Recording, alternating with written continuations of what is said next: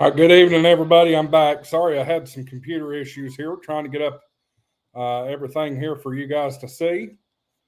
Welcome to Dayton Hamvention. Some of you may be up here, some of you may not be. We do have a severe weather situation taking place here in the Dayton Fairborn Xenia area here. I'm AA4WX, East Tennessee Skywarn. Yeah. Bill says it's raining. Yep, you better believe that. I just came from Heber Heights having dinner with some friends, and we've got the lightning.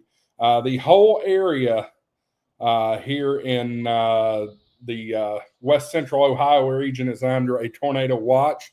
Tornado watch is in effect for 5 hours and 56 more minutes. This is going to be, hang on, I'll tell you an expiration. Tornado watch for far eastern Indiana, central and eastern western or Kentucky, western central Ohio, and western West Virginia until 3 a.m. Eastern Daylight Time. All right, so we got the tornado watch until 3 a.m. Eastern Daylight Time.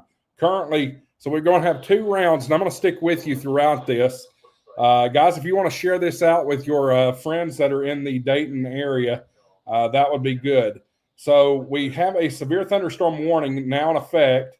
Let's see here. This is for until 9:30 p.m. for eastern Butler, Warren, northwestern Greene, and Montgomery County. Now, Greene County, if you're at Hamvention, you know where Greene County is. That's going to be Xenia.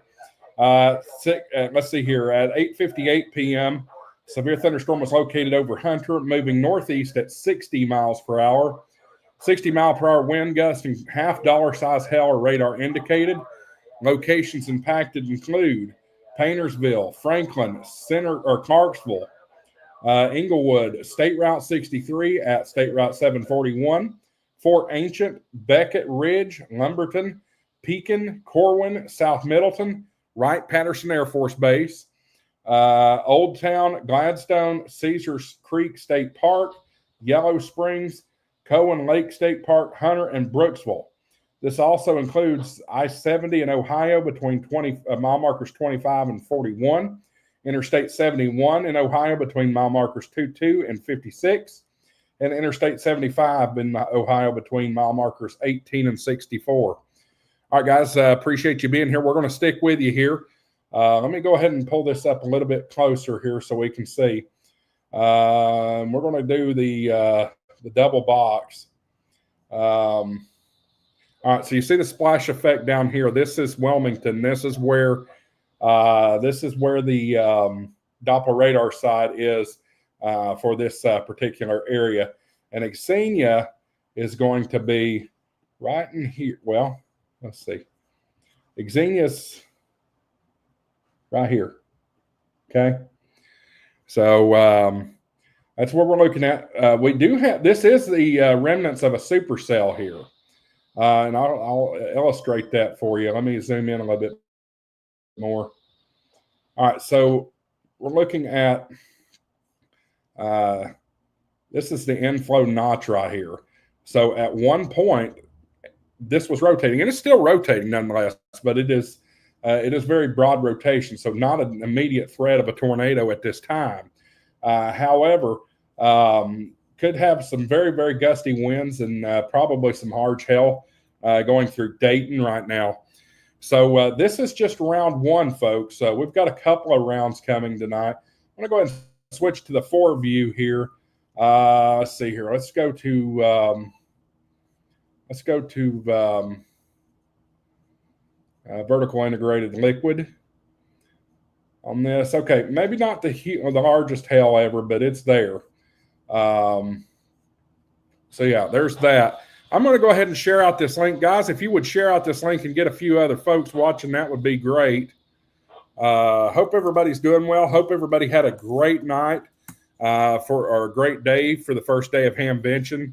I know I did. I made a mistake today, and for some reason, I did not have any audio on my first few videos I did there. So a little frustrated at that.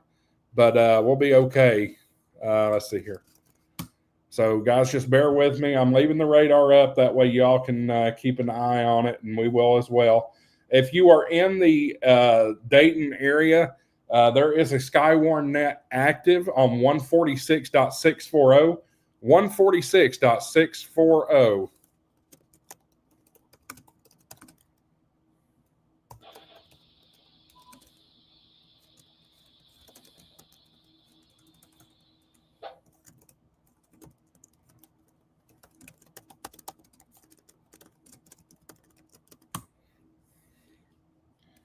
I'll be with you in just a minute.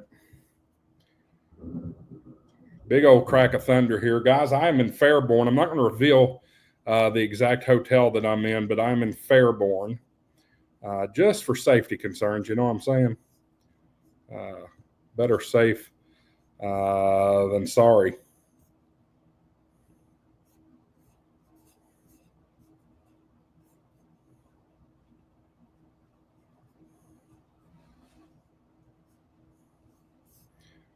Let's see here. Just doing a little work here. Guys, get in the comments. Let me know who's all here. Hillbilly Ham says we dealt with it earlier today in Missouri. Absolutely. Also had a tornado touchdown in St. Louis today. Matter of fact, I did see some photographs earlier of the tornado from the St. Louis Arch. So there's no doubt about it. You are 100% correct.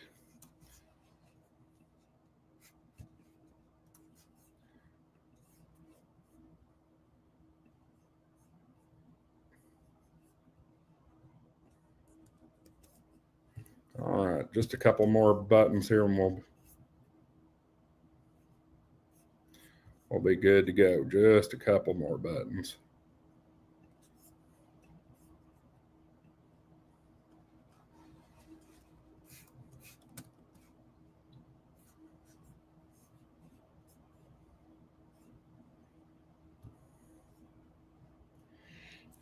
All right. Let's see here. Steve's in the house from Florida. Be safe, brother. We are trying. I was up in Huber Heights a little while ago having dinner with a few folks. Guys, we need to watch this very closely. Very closely. This is starting to tighten up. The rotation is starting to tighten up once again, just to the east of Dayton. This is going to be just a little south of my location here in Fairborn. But as you can see here on Doppler radar, we do have a much more pronounced inflow notch. Get out of the way.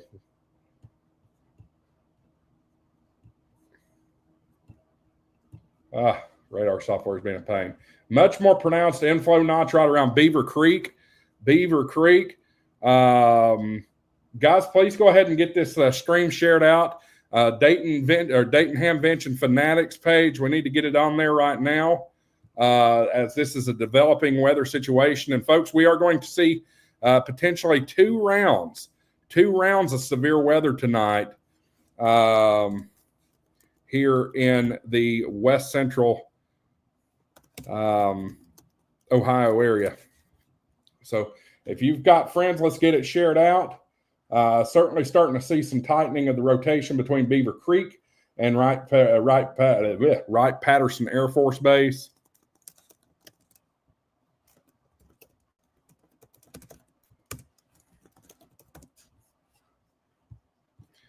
All right, got that shared out. See several coming in. 15 of you watching now. Appreciate y'all being here. Robert from Facebook says tornado watch out until 3 a.m. for the Hamvention area. That is certainly the case. And we're going to be here with it the whole time. I was going to go over to the Hope Hotel this evening and see the Spurious Emissions play. I understand tonight was going to be their final performance. However, I decided against that. We need to handle this before doing anything else like that. So let's see here. Guys, if you're new here, have not been on my channel before, welcome to Ham Shack TV. I'm your host, Josh, AA4WX. We live streaming this weather situation. We've got 2 rounds of severe weather moving into the Dayton general area here. Seeing a little bit of tightening of an inflow notch just to the east of Dayton. We need to watch this very, very closely. This is going between Fairborn and Xenia. Bill is asking, what is the Skywarn frequency? That is 146.640. 146.640. And to everybody that's watching, please, please, please, for goodness sakes, unless you have a weather emergency, please do not get on the Skywarn net. Unless you see something that needs to be reported, and that's not hail, that's not lightning, or that is hail, but that's not frequent lightning or anything like that. Please stay off the Skywarn frequency. You can monitor, of course, please monitor the Skywarn frequency. That's a really good idea to do that. But at the same time, let's not get in the way of their operations, so to speak. It could be quite chaotic. No, it's a repeater. It's not simplex. 146, I think that's a negative offset if I'm not mistaken. And the tone for that is 123. 123. Hellbilly Ham says, I just announced on Jason's All-Star in case they are monitoring. So I know that Jason and them, they were planning on going over to the Hope Hotel tonight for the spurious submissions. I don't know if they made it or not. So be with me for a minute here.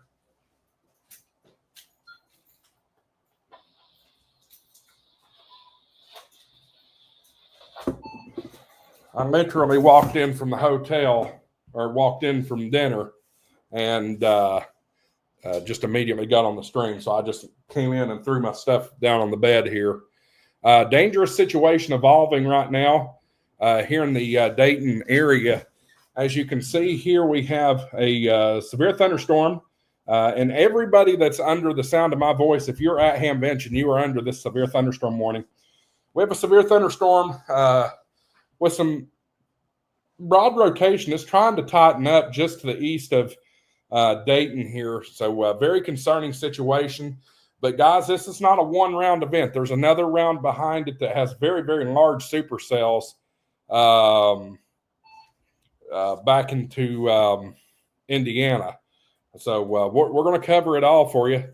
Colin says that wasn't in the forecast. I have not updated the forecast in a few days just because of preparation for getting up here. But yeah, we were originally expecting thunderstorms this morning and then clearing out for the evening. However, that's not the way it's turned out.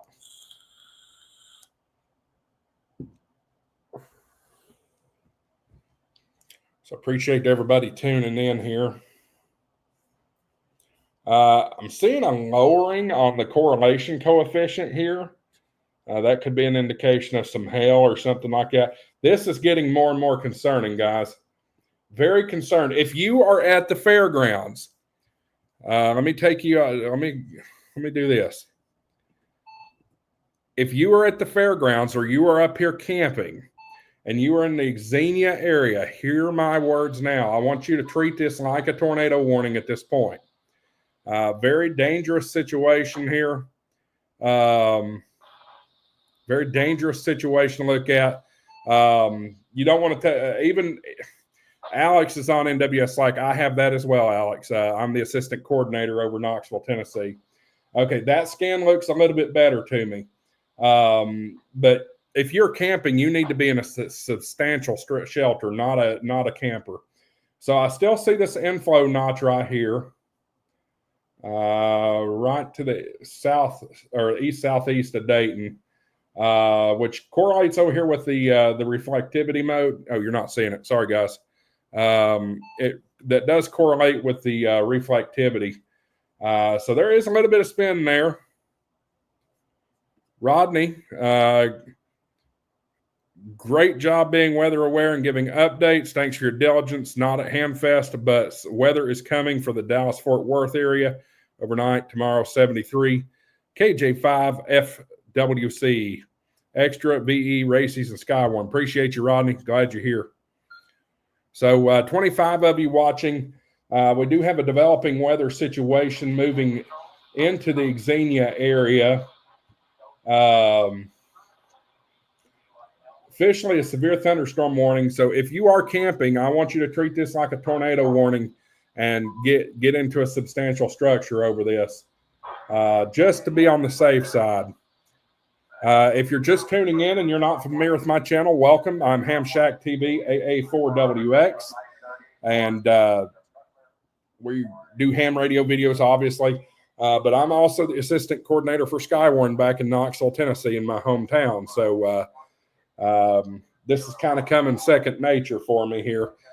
But very, very pronounced thunderstorm here. The good thing is on this latest scan, the rotation's it's a little weaker. So that is good news. But still, I want you to take shelter from this, especially if you're in a camper. If you're new here, please hit the subscribe button down below. We're on the drive for 10,000 subscribers, and that would certainly help. That would certainly help grow the channel. We need all the help that we can get. And I'll mention this very quickly. Once we hit 10,000 subscribers, I'm going to give away an HF radio. So go back a couple of videos back, and you can see the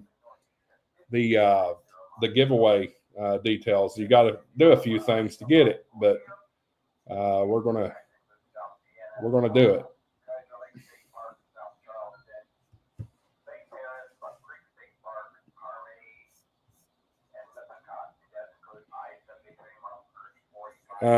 Hillbilly Ham says rotation might be weakening, but still got to worry about the winds as well. Indeed. That's why I'm imploring the campers. I know there's a few people camping, especially some of my YouTube buddies are camping down at the fairgrounds. So please treat this as if it were a tornado warning and get to shelter.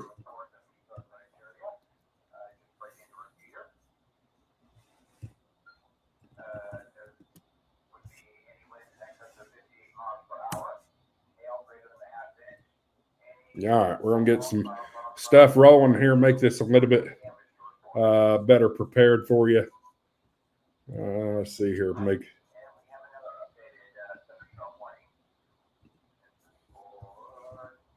There we go. All right. Appreciate you guys being here. I want to take a look around the region just to see what else we've got coming here. Still got a nice little curve just to the northwest of Xenia. That is probably clipped the fairgrounds, to be honest with you, where this little clip is. So just be safe down in that area. This is a new severe thunderstorm warning. No, that's not just issued. Is it? No, not just issued.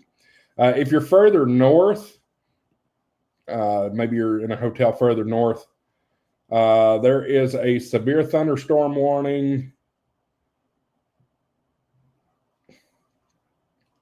That says canceled. Okay, severe thunderstorm warning remains in effect until 9:45 for Champaign, Logan, Northwestern Greene, Clark counties in west central Ohio, Western Union, and Western Madison counties in central Ohio. So got a couple of severe thunderstorm warnings. I want to pull back out here. And folks down in Kentucky are certainly seeing some severe weather. We've got another round that's going to be coming in from the Indianapolis area, and you can see that depicted here on Doppler radar. So we'll have to keep an eye on that back from Indianapolis as it moves eastward toward west central Ohio. Very nasty looking storm down here to the west of Wilmington, just to the northeast of Cincinnati. Matt says, I drove through the storm on my way back home in Indiana. It's a nasty one. Absolutely. And I will tell you this, coming back from dinner up in Huber Heights, that was some intense lightning. Hello, we need to look again at this. This is tightening back up once again. Let's take a look at the Not seeing anything that's just screaming at me here on velocity. There is a tiny, tiny bit of rotation just to the north of Xenia. This is already going, that part's most likely already going to be past the fairgrounds there, but still stay in shelter just to be safe.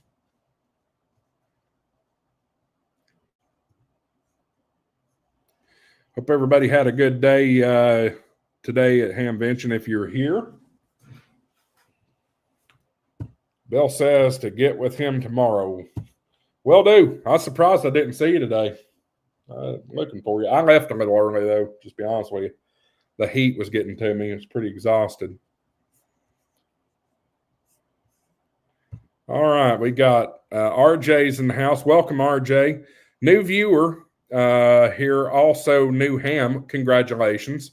Passed my technician exam at Hamvention this morning. I'm in a hotel west of Xenia, south of Dayton in Centerville. Raining and lightning, otherwise no wind at the moment. That's good news. That's certainly good news. Appreciate you being here. RJ.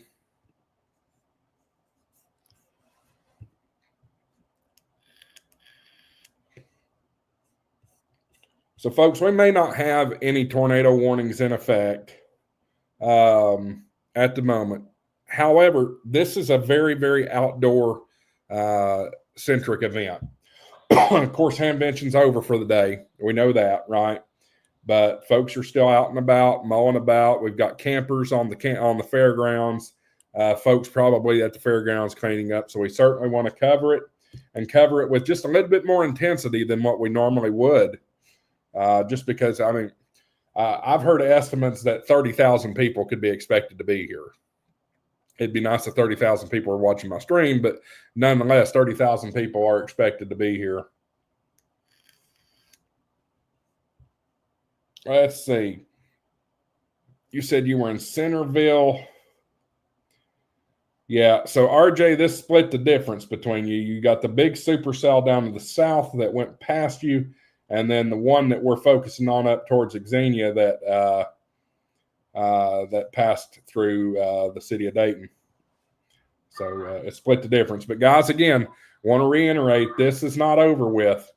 This is not over with. We've still got storms back in Indiana, over towards Indianapolis and Franklin, Indiana, that will move this way at some point here.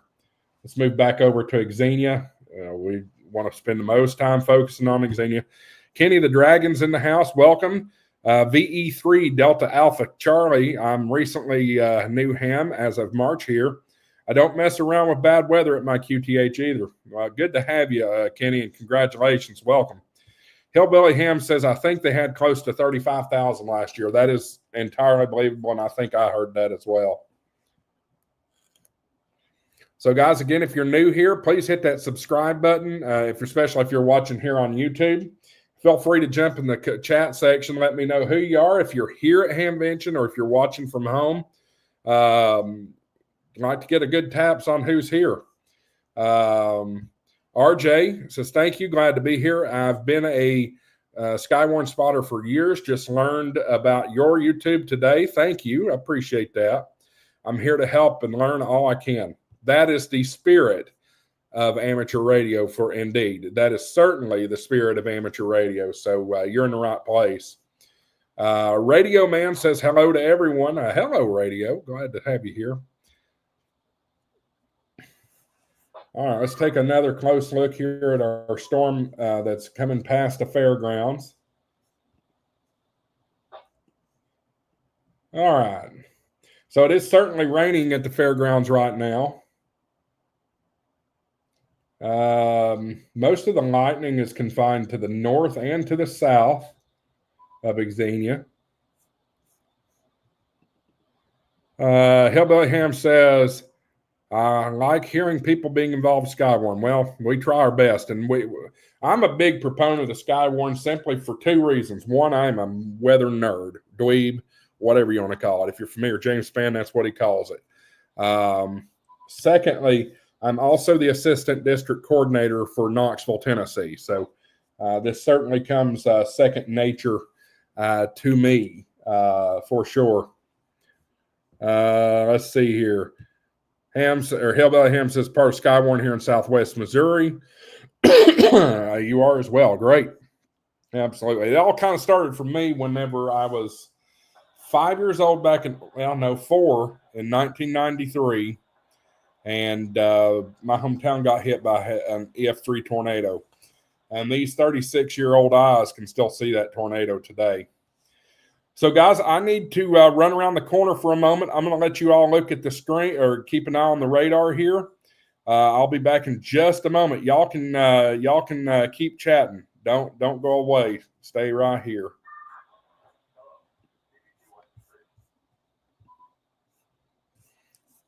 I can at least put some music on for you.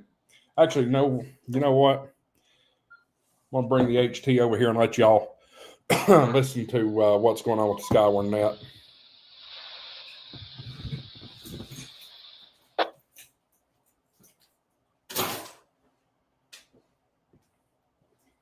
This is WK Dayton Skywarn. We are under a directed severe weather net at this time.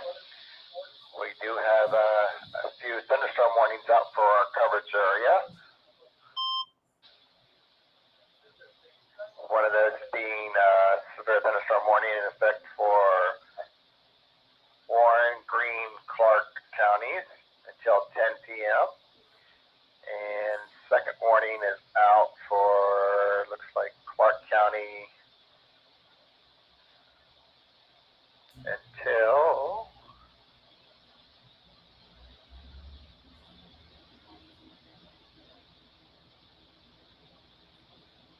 9:45 p.m.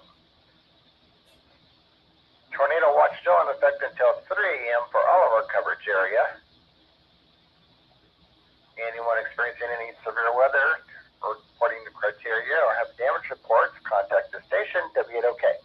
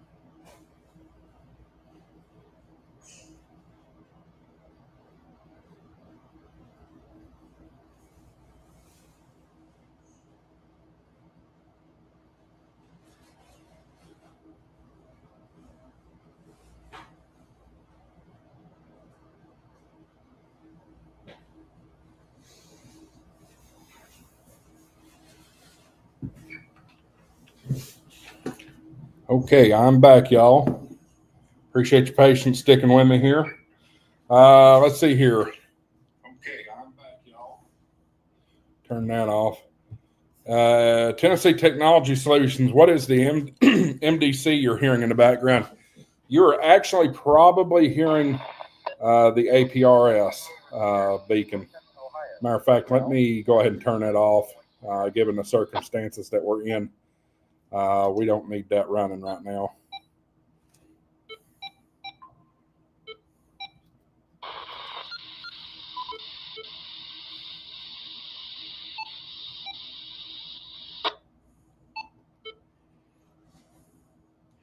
All right, APRS is turned off.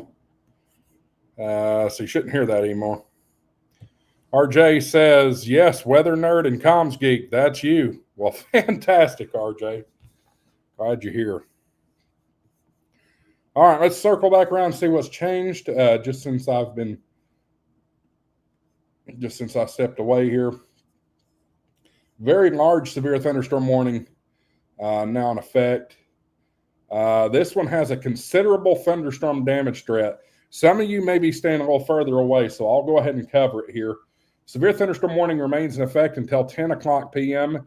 for eastern Warren, Fayette, Clinton, northwestern Pickaway, Greene, southeastern Clark, northeastern Highland, southern Madison, and northwestern Ross counties.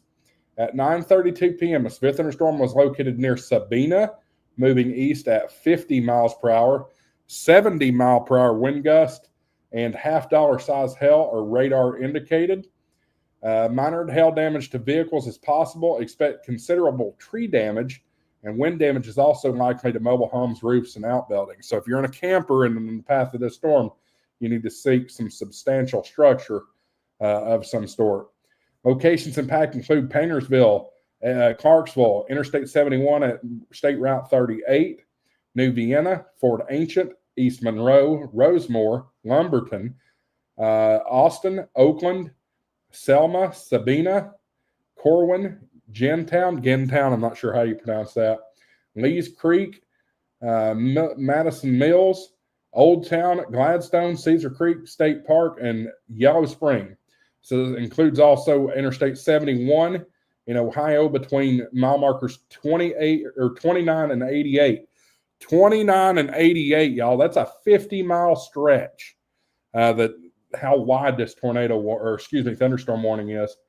Matter of fact, we'll measure it out. Even more than that. That's rough. About 58 miles. That's incredible. Huge severe thunderstorm warning there. Further north, we still have, for another 9 minutes, severe thunderstorm warning for eastern Champaign, southeastern Logan, northeastern Greene, and Clark counties in west central Ohio, as well as western Union and western Madison counties.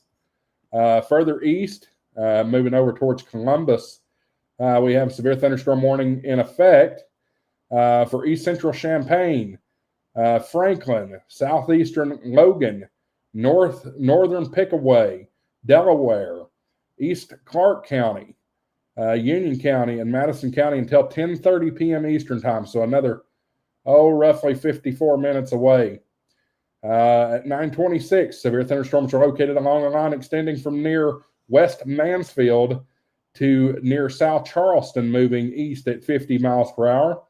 Main hazard is 60 mile per hour wind gust, and this includes the following locations: Port Columbus Airport, Ghana, Center Village, Worthington, Kilbourne, Hilliard, New California, Grandview Heights, Whitehall, East Liberty, Orient, Amity, North Lewisburg, Outstrander, I think I'm pronouncing that right, Delaware, Duval, River Lee, Ferrisburg, Watkins, and Interstate 70 at Route 56. And interstates I-70 in Ohio between 68 and 110. That's a pretty big stretch too. And also Interstate 71 between mile markers 86 and 138. Very big stretch. So specifically, if you're camping anywhere near the Xenia area, let's check on Xenia. Xenia, I think if you were at the fairgrounds, you were safe for the moment. Not for the night, but for the moment. So just have a way to receive warnings. I'm going to stay with you for a while. We're going to live stream for a while tonight, y'all.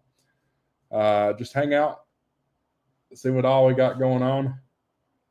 Looks like we got TV coverage of the storms going on too. New severe thunderstorm warning just issued. I think this is just issued. No. See, they issued a warning within a warning. You can see, y'all see that on the map?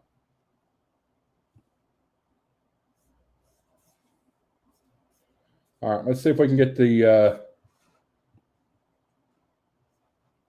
let me see if I can get the text from another way here. Looks like we've got 5 tornado warnings nationwide, 3 in Kentucky, 4 in Kentucky, and 1 in Texas. Andy Callie in the house. Hello, Andy. Big storm. That's right. It is a big storm. Let's see here. OHIO. I think this is our warning. No. It's going to be more recent than that.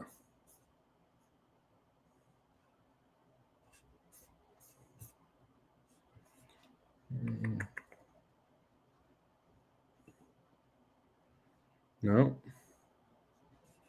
I hate when they paint a warning within a warning because it's hard to find it. Oh, here it is. I found it. All right. This is a very dangerous situation with this particular storm. Let's hone in on it here. National Weather Service in Wilmington, Ohio has issued a severe thunderstorm warning for southwestern Fayette County, Clinton County, and central Highland County in southeastern or south central Ohio until 10 o'clock p.m. At 9:37 p.m., a severe thunderstorm was located near Wilmington, moving east at 40 miles per hour. This is a destructive storm for Clinton County. So if you happen to be in Clinton County, this is going to be a very destructive storm. 80 mile per hour wind gusts and $half size hail are radar indicated. Flying debris will be dangerous to those caught without shelter. Mobile homes will be heavily damaged. Expect considerable damage to roofs, vehicles, and windows. Extensive tree damage is possible, likely. Locations include Melbourne, Clarksville, Staunton, New Antioch, East Monroe, Bloomington, Oakland, Jasper, Sabina, Cuba, Lees Creek, Reesville, Morrisville, Wilmington, Ogden, Washington Courthouse, New Martinsburg, Kingsman, Interstate 71 at Route 68, and Cowan Lake State Park. This also includes Interstate 71 between mile markers 43 and 58. I was over there yesterday on my way up here. So yeah, if you were down here in Clinton County, which is right here, this is an extremely dangerous situation. Destructive, severe winds, as you can see, and these radar estimates are pretty good because we're right by the radar. So please, if you're in that area, be ready to seek shelter. Rodney says Texas warning just south of Dallas. Normally, I would be happy to cover that, but want to be safe here and really focus in on the folks here in Ohio. Lots of folks are here camping. Maybe you're on the fairgrounds. Maybe you're somewhere else. Just just need to be safe there.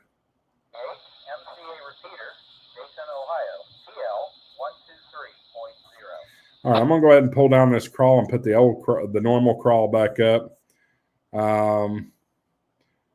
Xenia, you're pretty much in the clear for the time being. So just don't let your guard down. We got another round coming in from Indiana here after a while this evening. So need to be ready for that. We're going to keep a close eye on things though. And we may just sit here and stream. Y'all gonna hang out with me. I'm happy to sit here and talk.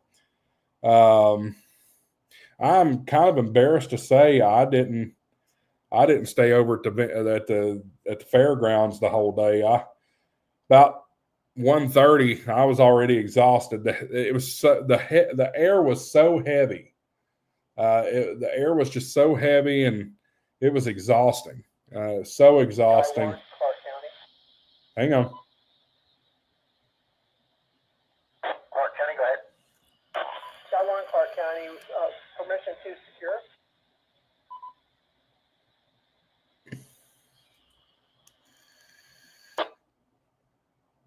Okay.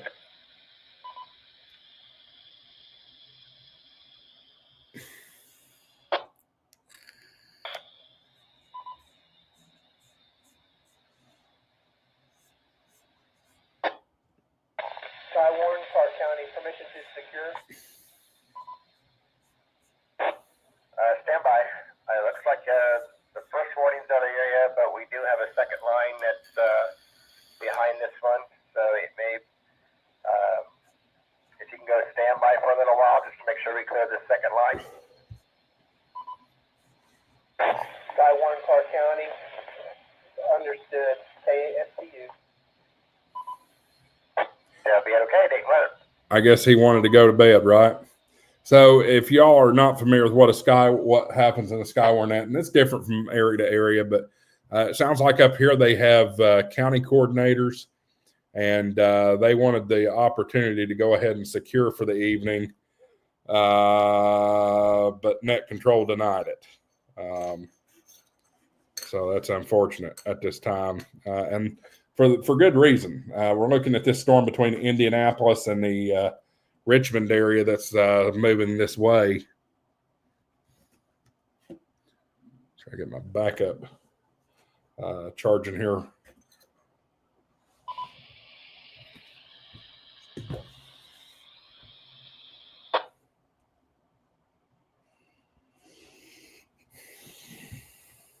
Hope everybody's doing good. Welcome. If you're new here, I'm Josh, AA4WX, and I run this channel here. This is Ham Shack TV. Just a ham radio channel. We cover ham radio, weather, that kind of thing. And we are here on the Ham Shack TV tour, fueled by Ham Radio Prep and World Radio League for Dayton Hamvention. So paying special close attention to all our folks here in Dayton.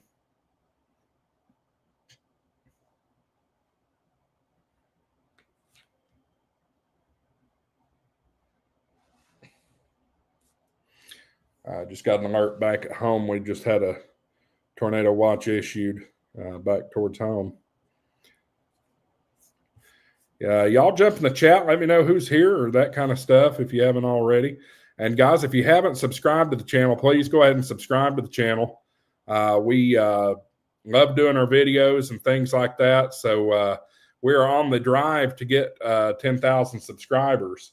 And real briefly, I'll show you how we do that. So I need you to do three things in order for you to qualify for this HF radio giveaway. One, you need to be a subscriber on YouTube. The second thing is go to hamshacktv.com. There's two things that you're going to do on hamshacktv.com. One, there's a blue button in the middle of the page that says sign up for the Discord. You'll need to do that. The other thing you'll want to do after you sign up for the Discord is down towards the bottom of the page, you're going to see a picture of me at the Santa Monica Pier, and right next to it is a box for subscribe to our newsletter. You'll need to do that. Make sure you do both of those things, and you'll be entered for the drawing. On or around the night that we hit 10,000 subscribers, we will give away an HF radio. I don't know what that HF radio is yet, but we will give away an HF radio. So enough self-promotion there. We'll move on and look at other things here.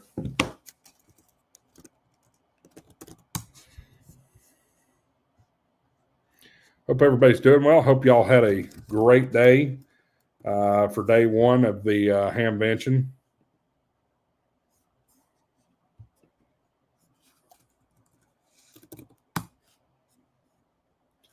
No, I sure did. I was just exhausted. All right, got a few folks coming in here. Here's Jason. What's up, family? Appreciate you being here. KQ4UEI. Great. 500 POTA contact today. Whoa. Are you saying you made 500 contacts on POTA? Wow. You must have been sitting there most of the day. That's impressive. You had a wonderful day too. Well, I'm so glad you did. Jason, remind me, are you here? Or are you out? Are you like home or something?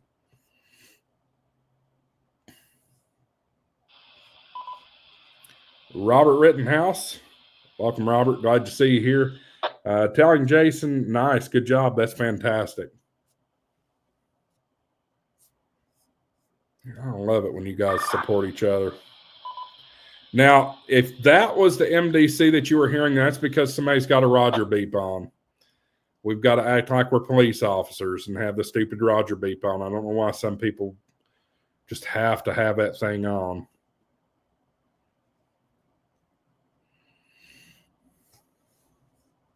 All right, so I'm going to make this a little less confusing and go down to one page.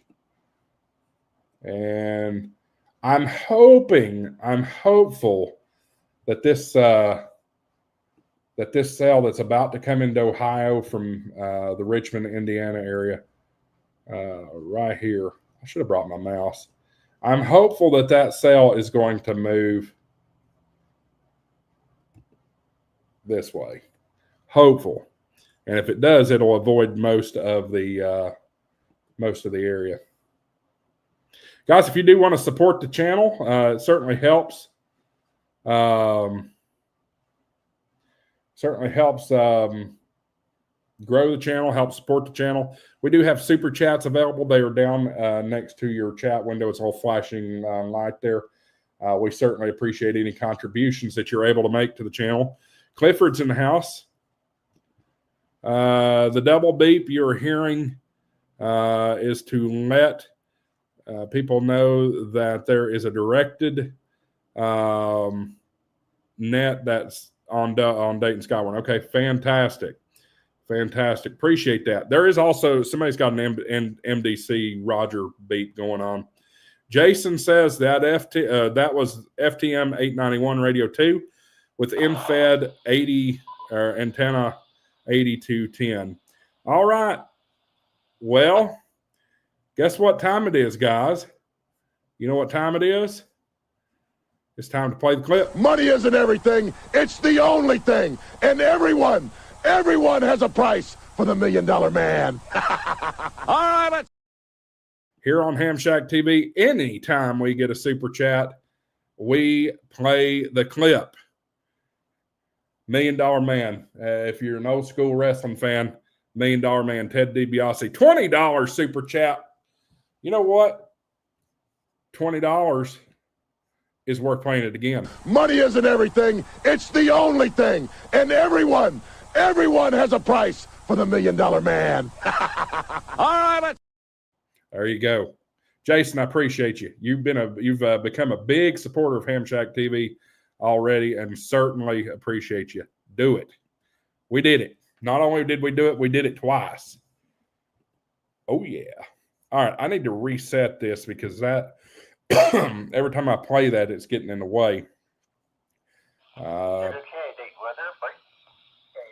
MCA repeater, Dayton, Ohio, PL 123.0. A new severe thunderstorm warning south of that second line I was just talking about earlier. This is severe thunderstorm warning for southern Wayne County, northern Union County, and northern Fayette County, and east central Indiana until 10:30 p.m. At 9:50, severe thunderstorm was located 7 miles north of Rushville, moving east at 45 miles per hour. Winds to 60 miles per hour and quarter-sized hail possible with this storm. Richmond Municipal Airport, Cambridge City, Centerville, Connorsville, Interstate 70 at 145, I-70 between mile markers 135 and 155 are in the path of this storm. WK, Dayton weather. There you go. So, new severe thunderstorm warning back into Indiana. We can see that now depicted on radar. Let me take the radar full here. Back here around Richmond and Connorsville. We'll zoom on in on this. Guys, I'm afraid this is taking more of an eastward track. We'll watch it really closely, but it looks like it's taking a more eastward track falling.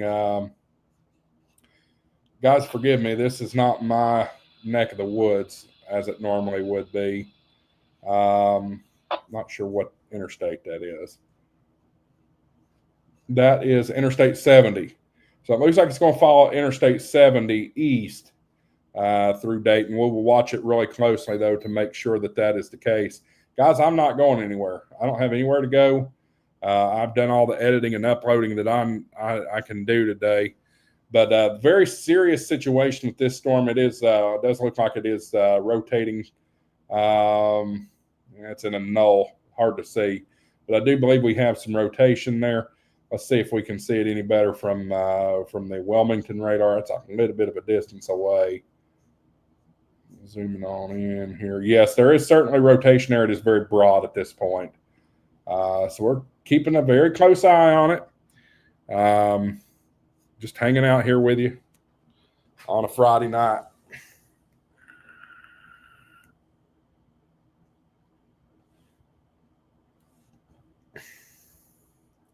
Are you all able to hear my HT pretty good whenever they come on here and talk?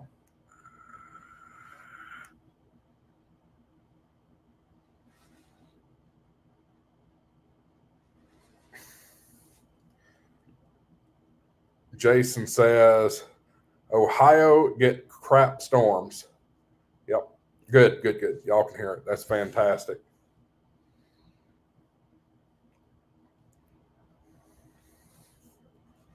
All right, I'm going to grab some water here real quick, y'all. Just stick around and chat amongst yourself. 26 people watching, and the only person chatting is Jason. Come on, guys, get in there. Throw some super chats or just, heck, throw some regular chats. And ask and I shall receive.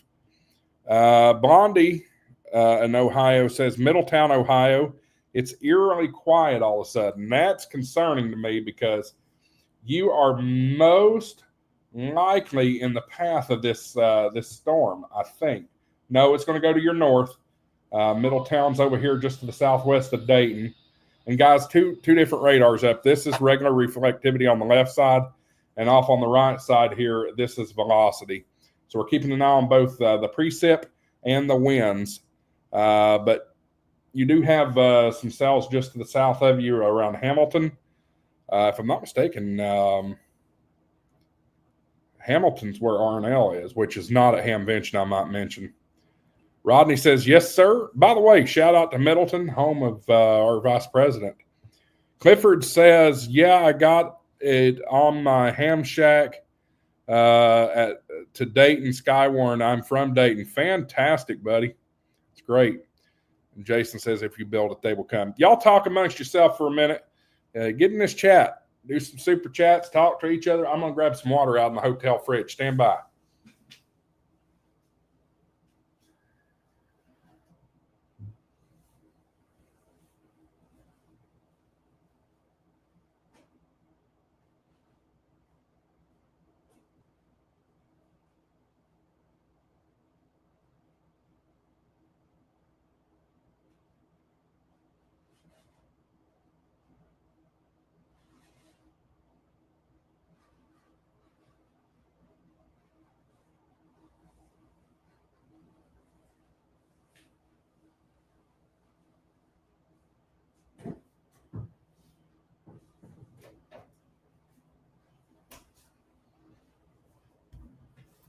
All right.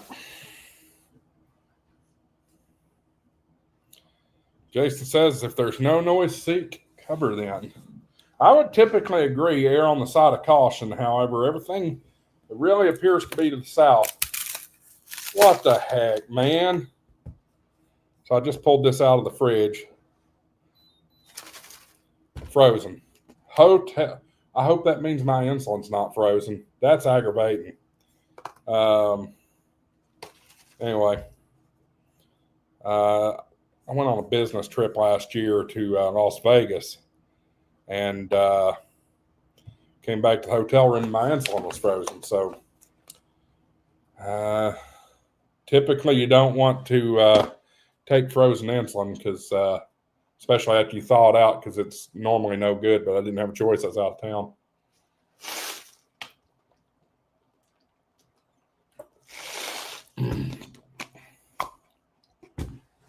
See if I can turn this freezer down.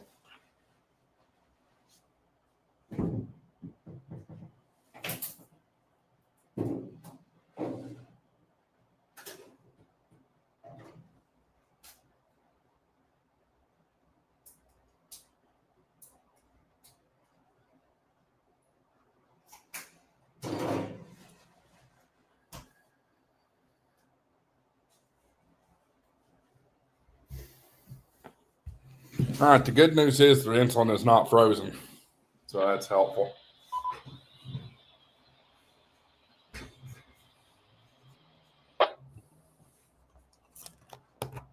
Clifford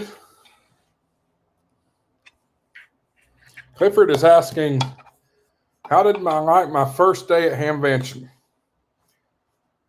I got to tell y'all, it was outstanding. And what a great day. What a great event. So great that it exhausted me, and I was only able to make it to 1:30. Depending on these storms, I will probably go to bed earlier tonight, try to get some good sleep. That way I can go hard at it tomorrow. For those of you just joining, y'all probably saw the day one vlog that I posted earlier today. What a response to that video, too. It's already gotten almost 1,000 hits, and it's only 5 hours old now. So what a great response to that video. For whatever reason, my microphone's quit working. So about 3/4 of what I shot today, there was no audio on. So it was kind of a blessing that I ended up coming. It's kind of a blessing that I ended up coming back to the hotel earlier because I needed to edit, and I did a voiceover right here in the hotel room for the parts that didn't have audio. But great show. All 3 buildings are full. The boneyard is nice and full. Couple gaps in a few places. It's not sold out, but there's a couple of gaps. Let's see here. Jason's asking, is everyone there? Is everyone there okay? I did hear of one situation today where they had a man down. What that means, I don't know. Let me grab my television remote here.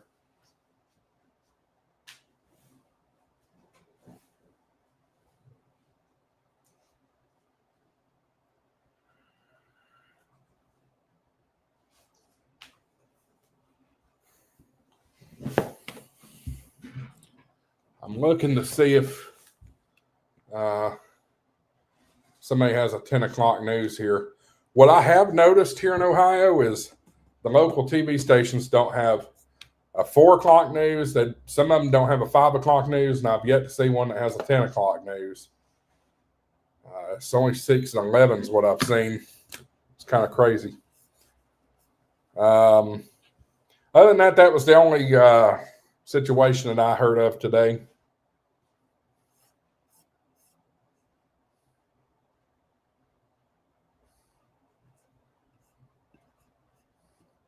Anybody else got any Dayton stories that were there today?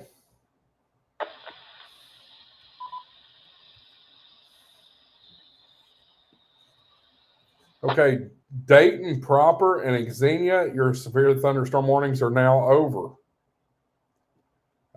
So you can rest easy for a little while. We're still watching this situation off to the west coming down I-70. David says K0RM, that messed me up for a second. K0RWM in Nebraska City. Please repeat on how to enter the drawing for 10,000 subscribers. Joined a few minutes ago. Well, welcome. Appreciate you being here. All right, so we'll just go over all the details once again. You have to do 3 things in order to qualify for the drawing. 1, you have to subscribe to YouTube, which I think most of you are. And if you're watching me, it's really easy. There's a button down below that says subscribe if you're not already subscribed. If it says subscribed, don't click it. You'll unsubscribe. So just click it until it says subscribed in the past tense. Second thing you need to do, go to the website, Ham Shack TV. Okay, Dayton weather. So right now, an update here. Looks like the first round of severe weather and all the warnings have been canceled or expired, except for one little sliver of Greene County. Still waiting for you. The second round here, we still have a warning going on for Fayette, Wayne, and Union County and eastern Indiana, approaching Richmond, Indiana. This will be crossing the state line over into Preble County here within the next half hour. And so once that second line gets through, that should be done for the night. WOK, Dayton weather. Okay, back to it. The local Fox affiliate has sports on, or sport United Football League on, so that's not going to help me there, Jason. But I am going up to Fox News to see what they have on. All right, subscribe to the YouTube channel. Second thing you're going to do is go to hamshacktv.com. There towards the top of the page, you'll see a blue button that says join the Discord. You got to click on that and follow the instructions there. Pretty easy thing.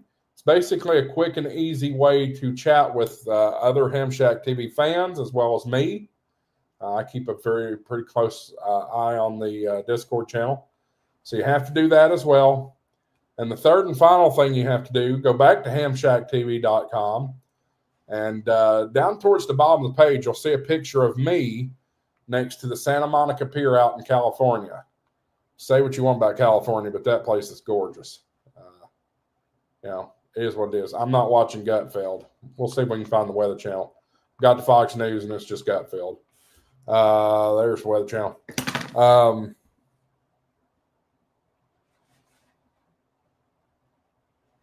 And, of course, they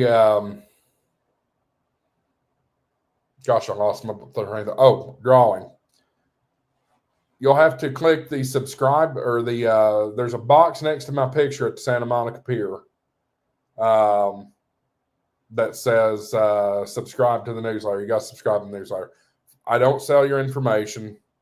I don't spam you. I send maybe one email a week. This week, for those of you that already subscribed to the newsletter, I won't have a newsletter this week, clearly, because I'm up here.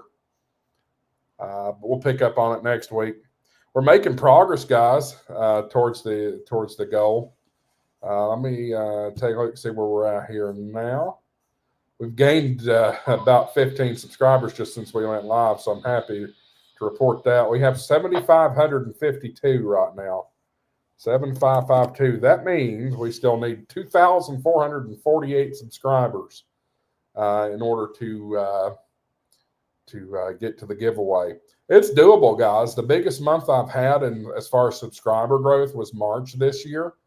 I gained 2,183 subscribers just in March, so it's doable. But y'all got to spread the word. Good Lord, have mercy. Here's Jason again.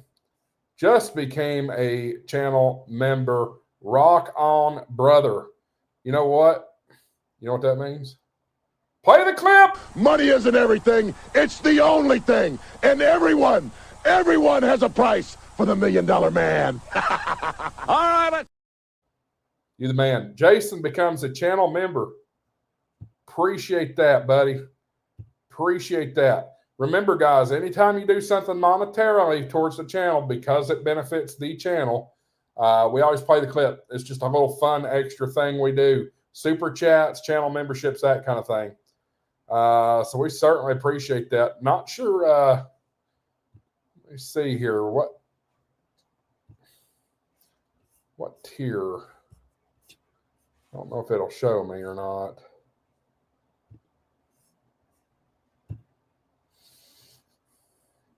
Oh, son, you joined the extra league.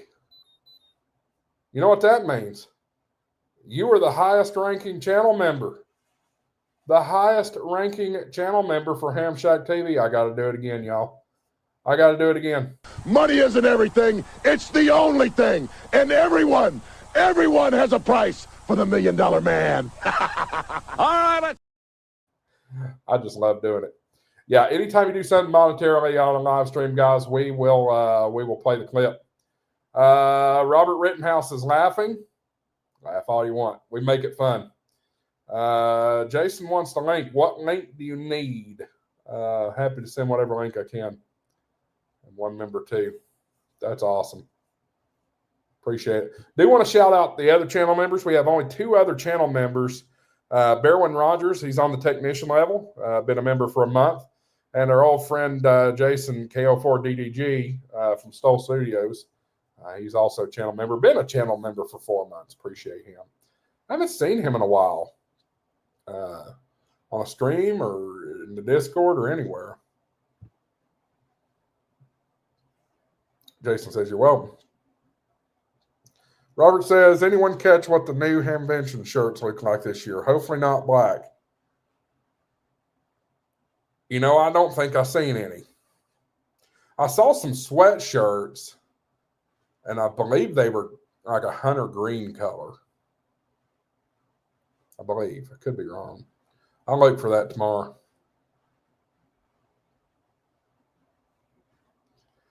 So, y'all know I'm here in the Dayton area, and for whatever reason, the Weather Channel here in Dayton is based in Kentucky.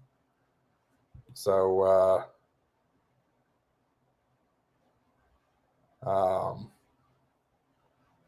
anyway, it's showing me tornado warnings in Kentucky up there on the Weather Channel.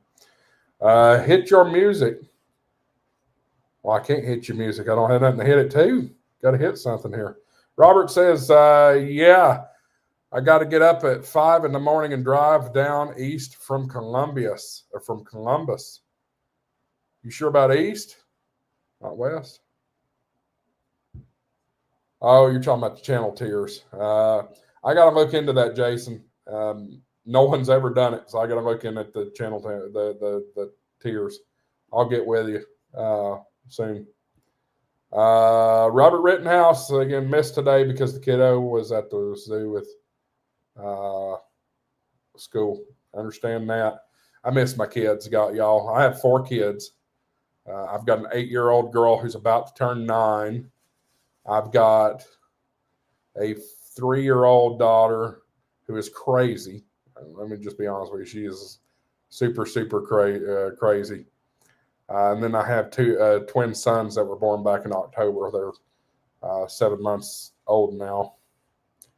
Let's see here.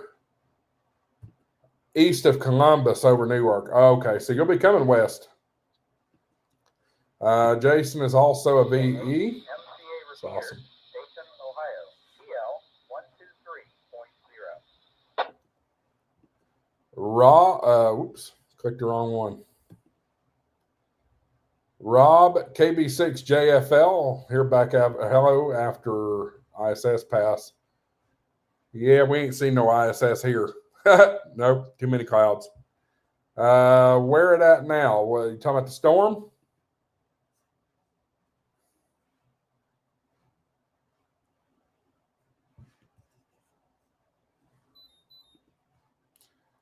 And I didn't mean to miss Clifford here. It moved up a little fast here. Call sign is Kilo Alpha 8 Golf Oscar Victor. Fantastic. Glad you're here. Copy. I'm confused. Maybe I'm running behind on something. Help me out. Robert says November 8th, Hotel Foxtrot. Nice call sign, Robert. I like that one.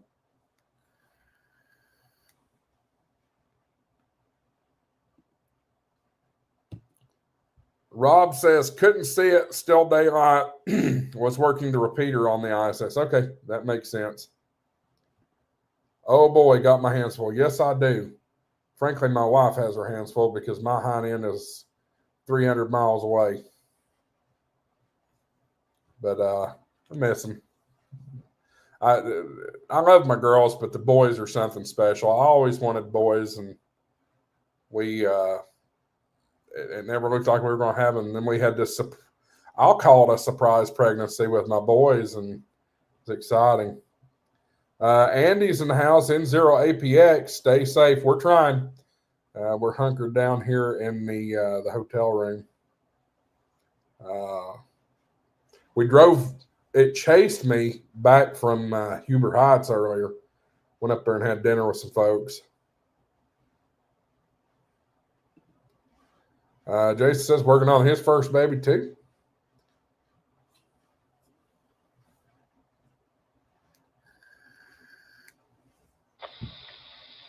Let's take a look at our storm, see how our storm's progressing here.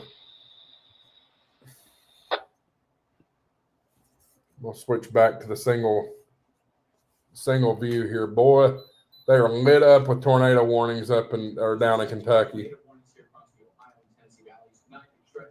From Columbus, Ohio, all the way back down past Paducah this evening.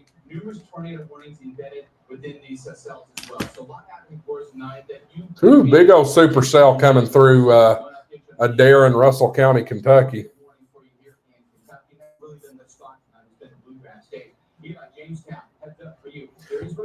International Space Station. Yep. Okay, got it. Play the video might help me. I can't play the video. I got to have something to play the video too. Somebody throw a super chat in here. That way I can play the video for Jason. He's done enough tonight already. Did one super chat and joined the channel on the extra class tier. Love it.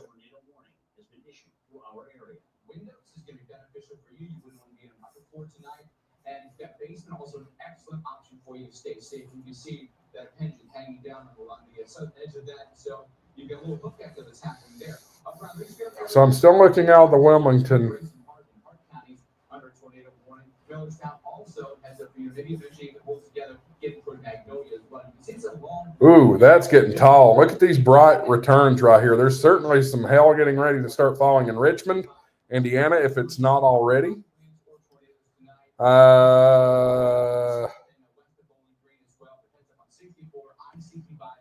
Yes, wondering where it at in O-board. I'm confused. Sorry. Help me, buddy. Clifford asked, do I work at a TV station in my hometown? I used to work at a TV station. I was a broadcast director for WBIR TV in Knoxville, Tennessee for about 3 years. That's the NBC affiliate. So I do have experience in television. Okay, date weather with severe thunderstorm warning. Break. New warning? Severe thunderstorm warning in effect for east central Wayne County, northern Preble County, southern Dutch County, northeastern Montgomery County, and southwestern Miami County until 11 o'clock.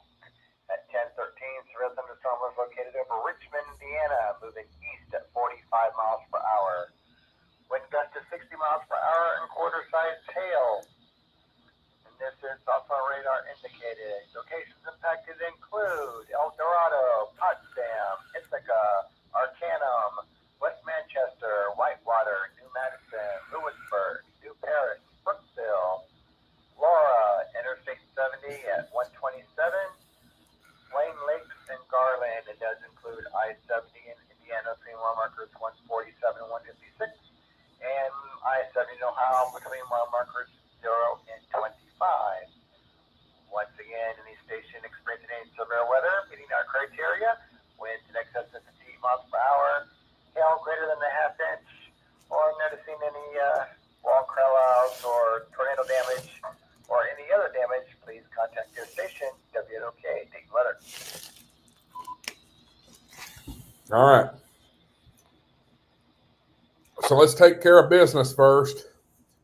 Jason with the $2. You know what that means? Hang on, I got to get myself on screen for this. You know what that means? Play the clip. Money isn't everything. It's the only thing. And everyone has a price for the $1 million man. All right, let's. I think we have a Ted DiBiase fan in the house. Thanks for the $2 there, Jason. Really appreciate it. Robert Rittenhouse used to work at WHIZ, worst paid but most fun. That's what I was saying before we got into that warning, which, by the way, guys, before I get into that, you can see the trajectory of this new warning here. We'll see if it follows the path. But here's Dayton right here. And this is Dayton proper, right, guys? Not Xenia, not the fairgrounds, not Fairborn. Fairborn is right here. Xenia is down this way. But this is getting super cellular too. Look at the inflow notch just to the south of Richmond, Indiana. I have friends from Richmond. They don't live there anymore. They live back home. But I had friends that lived in Richmond. Grew up in Richmond and New Paris, Ohio. So anyway, at the current trajectory, this cell does not look like it's heading towards the Dayton metro area. It looks to move north. We'll stay on the air and talk about it and keep a good close eye on it as well. But back to the television topic, that's kind of where I was. I mean, it was working in TV. It was the most money that I'd ever made in a job. up to that point. However, I had an opportunity come along that I doubled my money. So what can I do? So now I work at the university. Jason said that's really red. Yes, it is. In space, is that All-Star? No, not All-Star. We're just running analog right now. So yeah, let's go to the double pane here so we can take a look at the velocity. Oops, turn the telestrator off. As we run, ooh, Lordy have mercy. That's concerning, y'all. Although the couplet doesn't really match. Let's draw this here. So here's your inflow notch right here.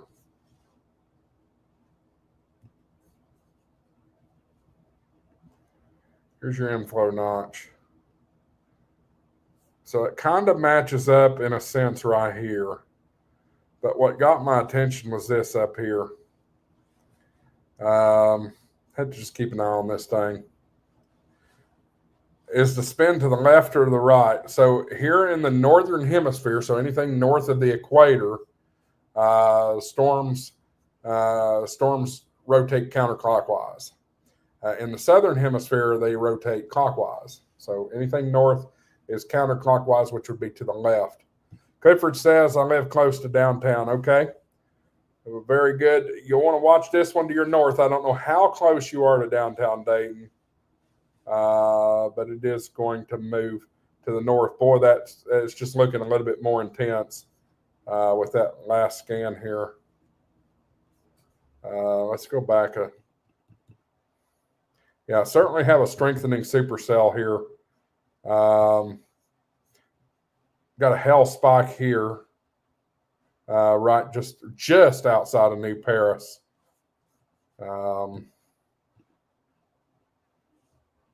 Yep, we'll have to see what the Weather Service is going to do with this.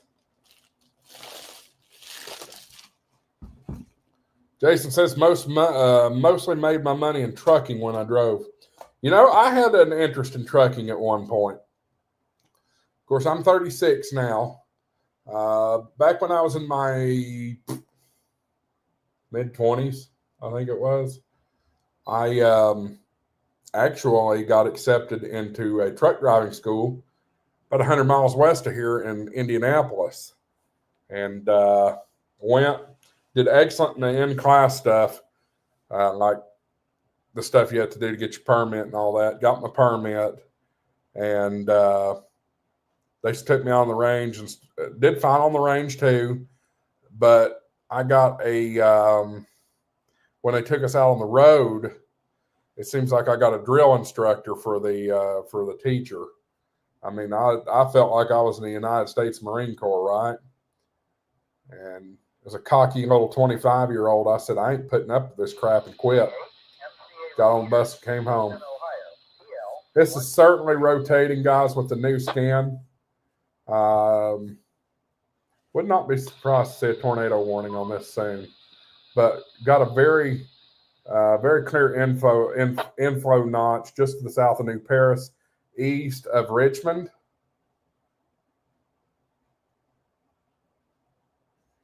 Coming into the state of Ohio right now.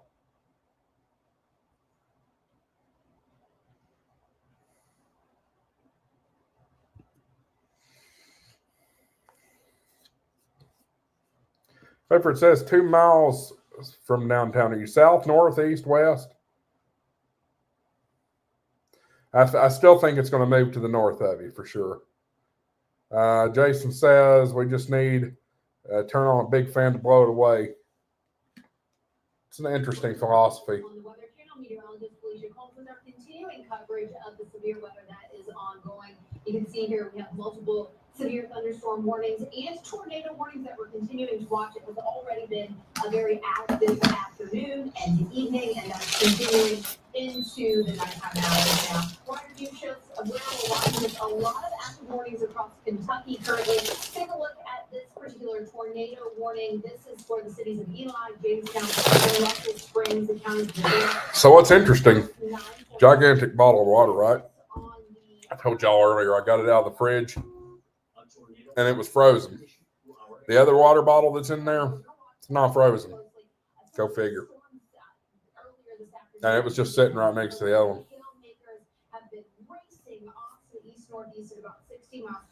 Guys, don't forget you can support Ham Shack TV by becoming a channel member. Right next to the subscribe button, you'll find a join button.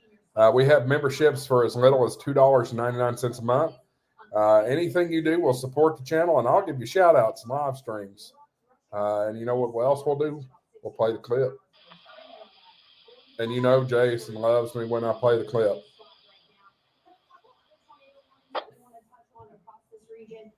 Now, even within the severe thunderstorm warnings, I would be treating those as if I were under a tornado warning tonight because they have had quite the punch to them. They've been able to really. A tornado warning has been issued. Just checking over my comments on my earlier video. I've been saying this wrong this whole time. This town is not called Xenia. It's called Xenia. So I'm learning here. Sorry, guys, the whole time. Well, you can tell I'm an out-of-towner, right?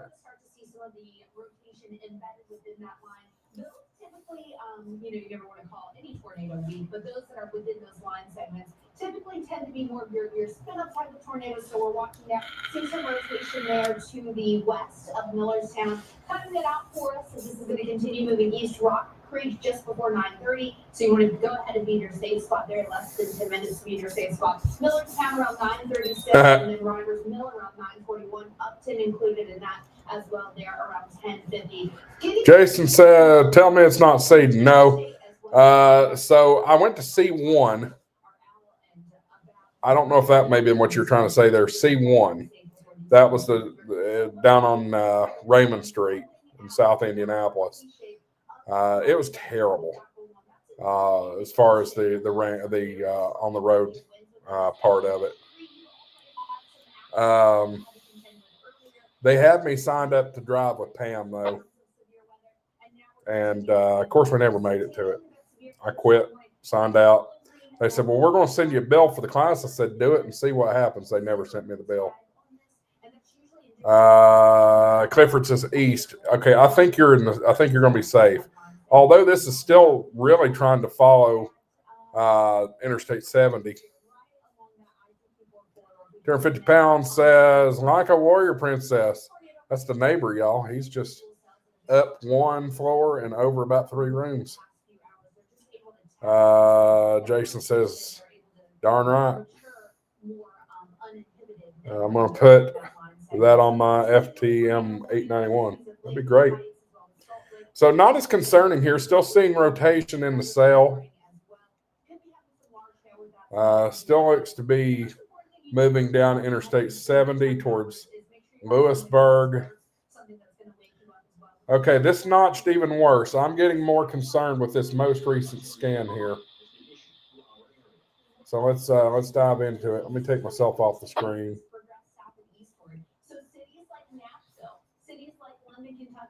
All right, so you can see this bloom right here. See how that gets bright all of a sudden? It's very interesting. And then back in here, you see the green. So green is wind's going towards the radar site. Red's going away from the radar site. So what that's doing is that's creating a counterclockwise flow. So certainly have a weak mesocyclone that's barreling right down to I-70 right now towards Dayton. And certainly growing. You can see we've got 3 recent lightning strikes right within the core of the storm. Probably have hail just to the east of New Paris right now.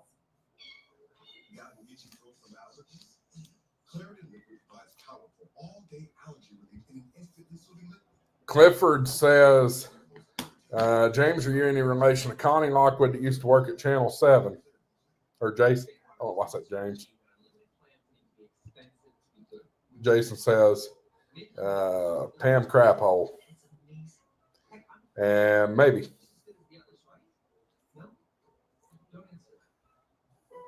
So our viewership has toned down quite a bit. I think several folks are heading to bed. which is understandable. It's an early morning for folks. I'm going to stay with it until it fades away. It's not warned. We're enjoying ourselves just hanging out here.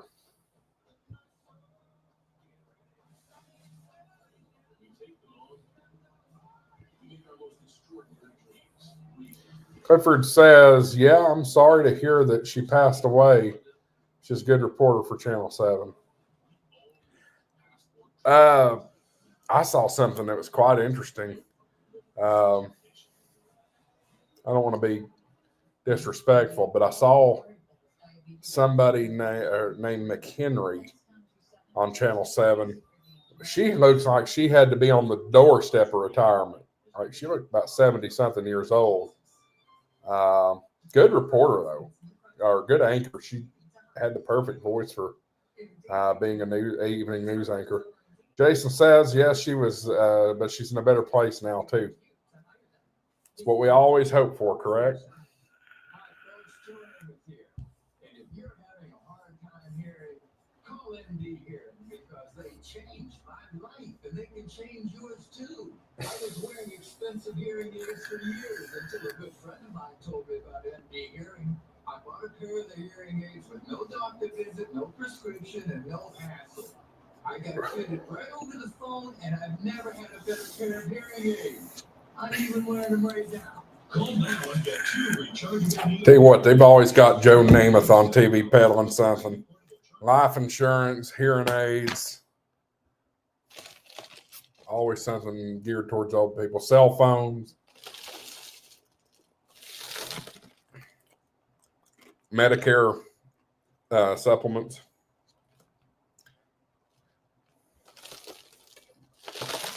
So here's what my concern is about this sale and the projected growth of it. I think it's running too fast. Like I think the forward speed on it is too fast. The Mesa Cyclone can't stack on top of itself.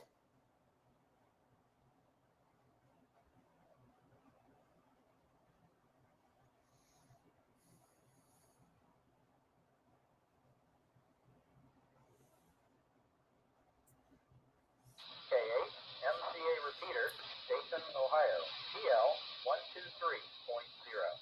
123.0. 250 says, Josh, you're lucky your room TV is working because mine isn't. Did you call the desk? That's they should at least give you some money back. Weather. We still have a severe thunderstorm warning in effect for Preble, Dark, Montgomery, Miami County until 11 o'clock. Still have a tornado watch in effect until 3 a.m. However, I don't believe it's going to last that long. Once we get this second line through, that should be it for the night. Right now, looking at the storm, looks like we got a line probably from about Arcanum going back down to Liberty there. Liberty, Indiana. So that's what we're waiting on right now. Looks like a little bit of hail core over West Manchester and Preble County. And we're just waiting for some more updates. It's going to be okay, Dayton weather. Jason says just kick it, start working again. Maybe. Yeah, I'd check with the desk, either get some money back or maybe they can send maintenance to put another TV in. It's super slow to deal with this TV, though. It's quite frustrating, to be honest with you.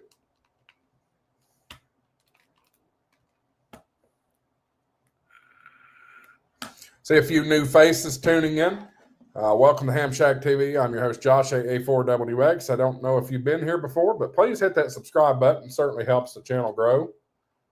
We appreciate all your support here on the channel. Super chats are available down below. We'll always play the clip if you make a super chat of any amount. All right, get back on channel 11, get ready for the 11 o'clock news here in a minute. We are on the drive for the HF radio giveaway. We're going to do it 10,000 subscribers, so need to get to that goal.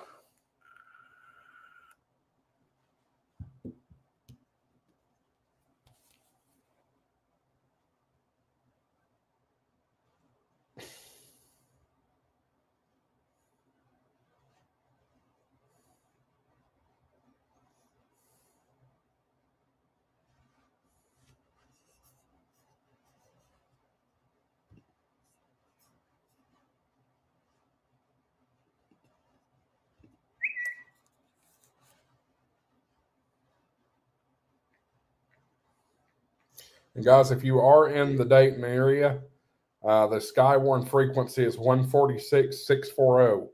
I would just ask that you please do not contact net control unless you have an emergency. That is best protocol. 146.640 with a tone of 123.0 hertz tone.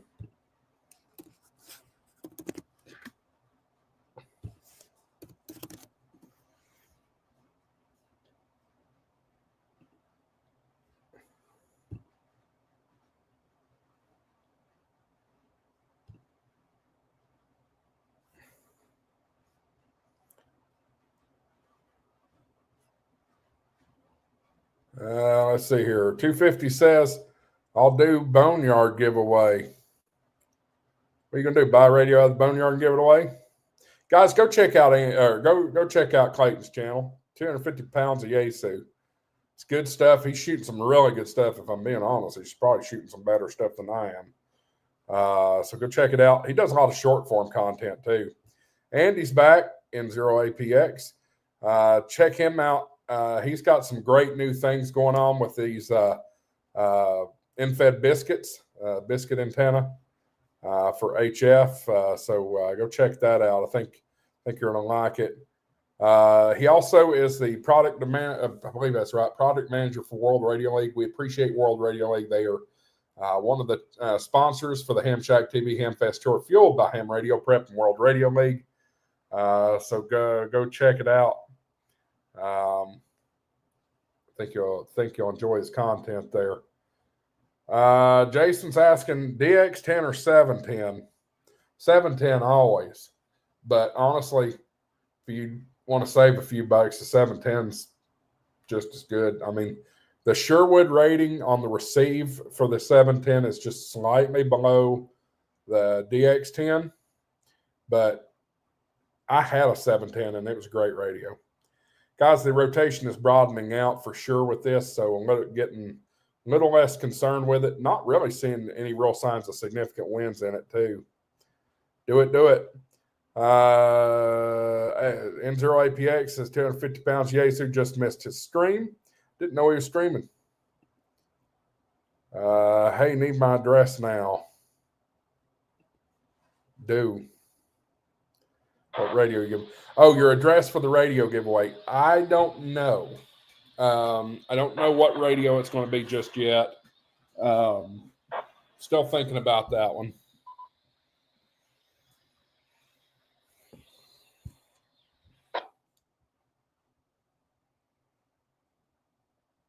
Clayton, if I knew you were still on, if you were still up and about and all that stuff, I'd have sent you a link and you could have got on the stream with me here. Andy, you know what the amount of the Hamfest Tour sponsorship was, right? You think I can afford a KH1? Just teasing. No, it won't be. It won't be an Alacraft. Did talk to some folks with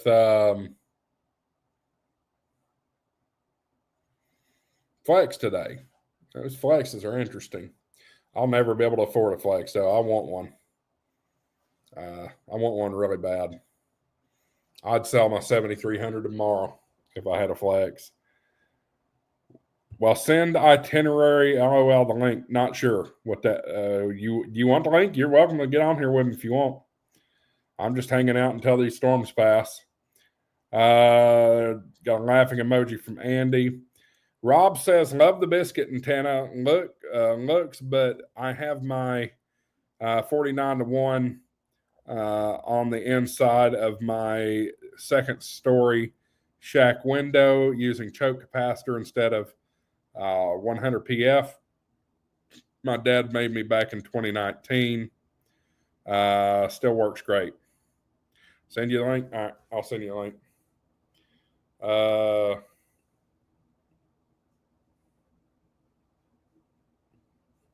Let's see. Give me a second. I'm going to send I'll send Clay the link here. Check your cell phone. Boom. I don't know if you'll be able to do it from phone. You might have to do it from computer. So we're going to have Clay on with us here in a second, y'all. Hellbilly Ham says, I would love to have the new Aurora. I need to learn about the Aurora. I just seen it in passing today. Jason says, DX10 little brother of the 101 MP, and the littler brother is the 710, if you ask me. Andy says, the Hellbilly Ham, hey, Dave. Rob says, but looking rough, though. Boy, y'all are getting active all of a sudden here. Jason says, hi, Hill. Andy says, we had our own round of this weather earlier. Yeah. I don't think you're far enough north that it was that bad, but yeah. That's just a repeater ID. It wasn't, I think you made it out okay there. Let's see here. Hellboy Ham, heard you on the net. Didn't want to interrupt the small talk. 500 watt radio. And hey, Jason. All right, Clayton's in the house. Let's bring him on in here. Come on in here. There he is. Are you hearing me? Your air conditioner is loud.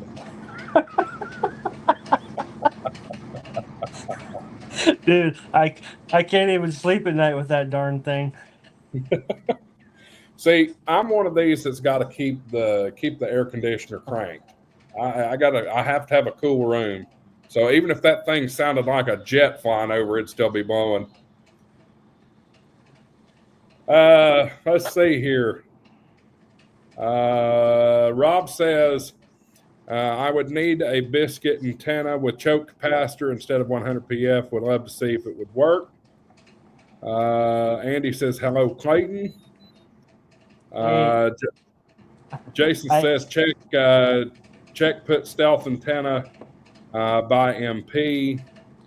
Hellbell Hammer says, the Aurora is a 500 watt air. So you talked to Aurora today. What all did you learn about the Aurora?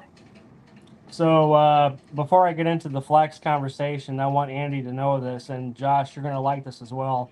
So I found the spool antenna guy in the boneyard. I gave him crap about his product. So I went up to his booth there in the boneyard, and I said, hey man, I was nice, and I wasn't a dick or anything. I was nice. I told him, I says, I know your antenna is an open source radio. Anybody can copy your design. I says, I didn't say names. I didn't say anybody's name at all. So I said, I know somebody who is using your design, but they 3D printed. They 3D printed on the circle part. They put a little, so you can grab it and hold it, so you can spin it. He says, I know somebody who did that. I says, your product, you want them to stick a darn screwdriver or a pencil through it so you can wind it up.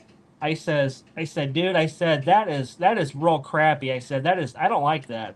I says, if you want to, I said, you know, I was just really furious with him. The first time ever meeting the guy and first time seeing his product, you know, face to face. I seen his video. I can't remember who he interviewed was showing his product to though, but I told the guy, Jason.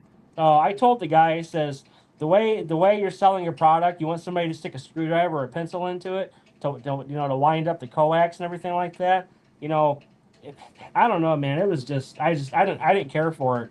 You know, Andy's products is a lot better made than his. Yeah. Well, Andy's all about quality. I haven't gotten my hands on one of these things yet, but you know what, Andy, I may change my mind on that and get one anyway, just to have the experience of having it on there. But in fairness, you know, everybody's, you know, when I talk to people about the spool antenna, everybody's bragging on it, saying, you know, it's got the it's open source, so anybody can make one. They talked about that last night at 4 Days in May. And my thinking is, how are you trying to make a business out of something and making it open source? You're just completely giving away your trade secrets. So it doesn't make any sense. But yeah, if Andy's going to put something out there, it's going to be quality. I mean, you can see the body of work he's made in World Radio League. Let's catch up on the chats here real quick. Jason says, just put an RF choke on my radio. Andy's showing gratitude for Clayton for the kind words. Says that a 40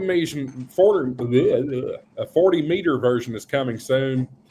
And Clifford says, well, good night, everyone. We'll see you tomorrow. See you tomorrow, buddy. By the way, Clifford, I am getting a little bit more concerned about this one. Again, it looks like it just cycled. This particular cell still following Interstate 70. If it continues on its current track, it's going to go south of Union into Vandalia, and then just to the north of Huber Heights. Still currently severe thunderstorm warning on it. We'll see if the National Weather Service in Wilmington decides to extend it. Jason says, Night Cliff. So, anyway, Clayton, tell everybody else what you saw today. Tell them what they can find on your channel after today and all that good stuff. Well, I interviewed the software developer for the new Aurora. Oh, yeah, that's what I asked you about originally. I forgot about that. Yeah, go ahead with it. So I originally wanted to talk to the CEO of Flex, but he ended up being the camera guy. Yeah, you're right. It's a 500 watt radio.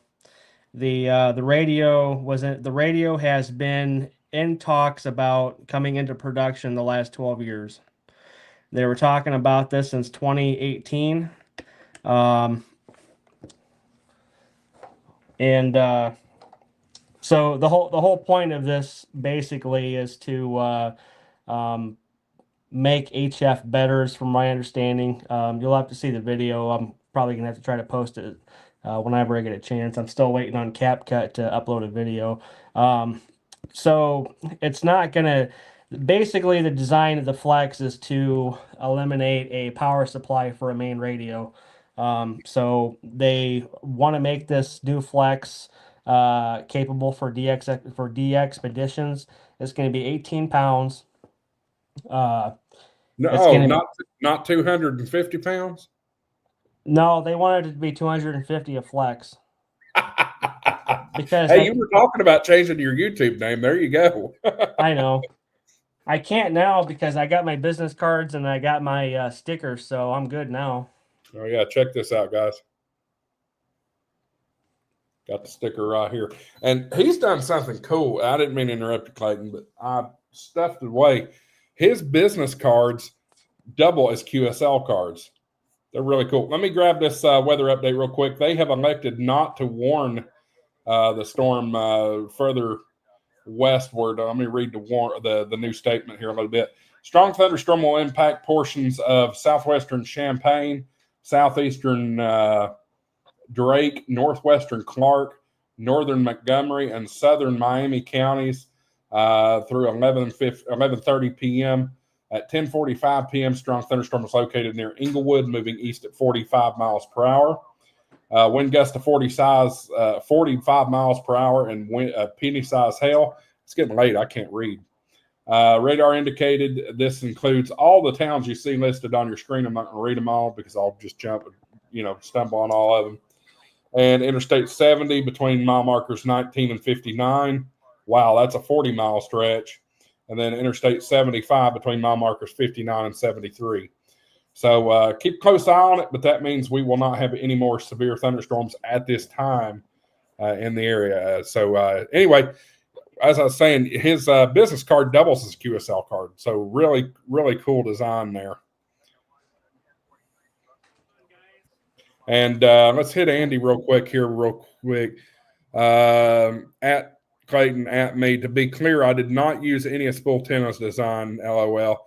They launched their design, and I meant to hit this earlier. I saw you post that, and I forgot. They launched that design before mine was finalized. Just wanted to clarify that point. It is his design, for sure. Great, Clayton. I'm gonna make this quick as possible. I can't. Oh wait, hold on. No, well, I'm trying to charge my. I'm trying to charge my iPad. I bought this new Anchor at Walmart, and I'm sticking it in here, and it's not sending the current to charge my iPad, and I even have it plugged into the charger port of my iPad Mini.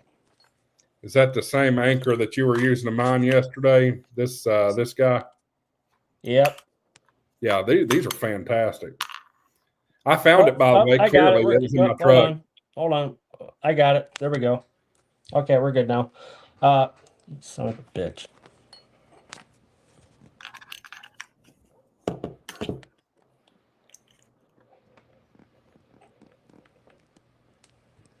Okay, stay. Okay, so I'm gonna try not to make any sudden movements on this desk. So, like I was saying about the power supply, so what they want to do is they want to make the new Aurora to be capable of having the power supply built into the radio. So you can eliminate having a power supply to power your radio, so you can just plug it into your outlet at your house. Starting price for the radio. There's going to be multiple versions of this.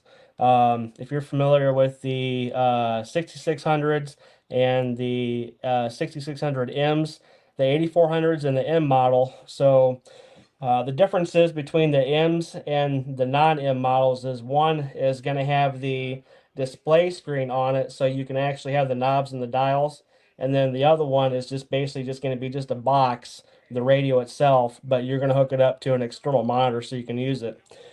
I bought my first Flex last year.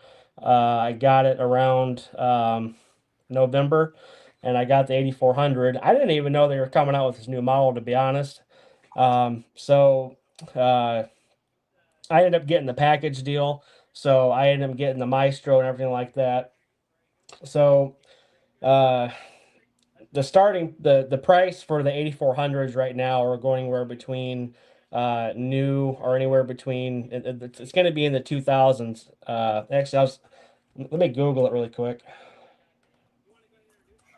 2000s. That's better than I thought it was going to be.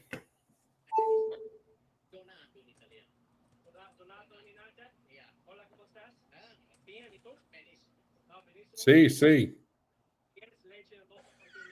What in the hell am I hearing? You ain't got Carlos in the background with Sebastian, do you? Here, I'll turn the volume down. I'm uploading a video on my TikTok.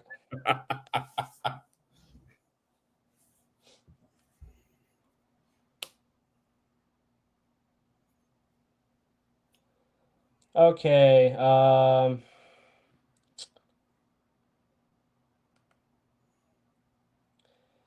All right, so you have the Flex 8400 and the 8600. It's going to be the same thing basically as the 66 that came out. So the 8400 is priced at $2,499. Okay, that's the one that's not the knobs and the display screen on it.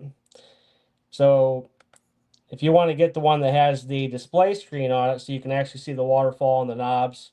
The price for that one is $3,649. So there's quite a big price difference between the one having the knobs and the screen versus just having just the radio that doesn't have that you put into an external monitor. The Aurora, this is where the price difference is going to come out, and a lot of you that are watching right now are probably going to be like, well, I ain't gonna spend that much money on this. I'm not sure how many people own Flex radios that are watching this stream right now, though. But you might have your own personal opinion, though. But the Aurora is going to offer the same models, just like I explained. So the one that's going to have this display screen and the knobs on it. I'm just going off of what I was told. It's going to be $9,000. Exactly. Oh Lord. And the cheaper version that's not going to have the dials is going to be around 6. That's still an oh Lord. Yeah. There's I'll tell you interesting, a little off topic, but not really. I got a friend of mine that's out in the boneyard, KA3WYE. He's local to me. And he had, I don't know the first thing about Motorola's, but because he works for the state of Tennessee with their tacking system, that's Tennessee Advanced Communications Network, statewide, basically dispatch service. He gets the best of the best of the best equipment. And right now he has a state issued HT that has an Android phone built in, but it's not a TalkPod or anything, like a ComJot or anything like that. This is the real deal made by Motorola. You know how much he told me that HT runs for? $12,000. I thought I was crazy, $690 or $650 for this thing. $12,000 for a freaking Motorola HT. No, thank you.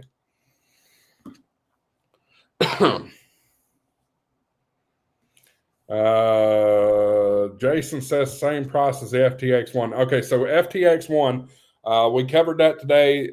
We saw that you saw my video. I don't think you were over there, Clay, but Jason's got his FTX1 field out and was playing with it.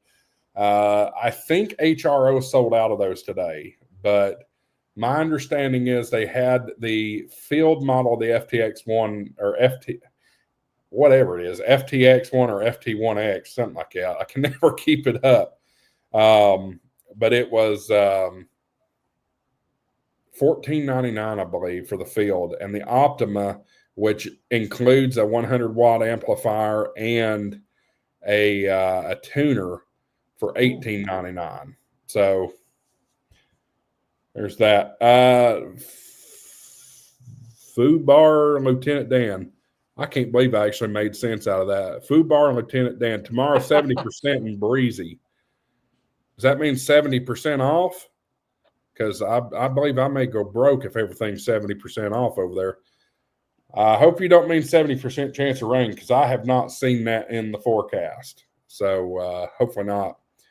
And Jason says, are you trying to kill me? Oh, one more. Hillbilly Ham says HRO made some people mad. They sold radios there, and people that have pre-ordered and paid have not gotten a radio. I have heard that. I think you may have mentioned that, didn't you, Clayton? Or was that somebody over at Jason's place that said that?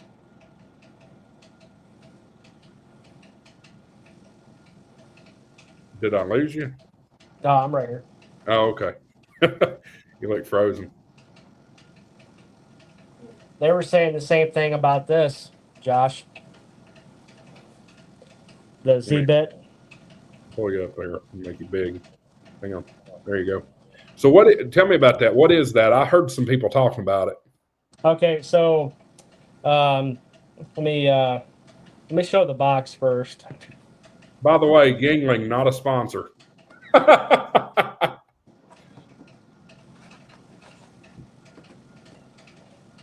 right, this is the box that it comes in. This is HF signals that are out of Chicago, Illinois, but the radio is manufactured in India. So basically think of this as your cheap version of Flex. I've got some 18650 batteries in my truck, but I'm not going to go out and get them. Otherwise, I would power this on and show it maybe tomorrow night, possibly. Okay, so this is a 5-watt QRP radio. It is a 10 through 80 meter HF radio plus FT8, all in one unit. BNC type female connector comes on the product as well.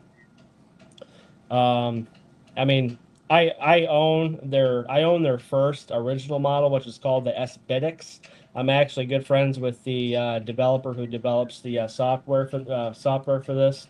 Not this one particular, but the original one, the SBitX. I'm actually good friends with him, and I can go off of his comment for what he told me about it, and then I can go off of other people's comments.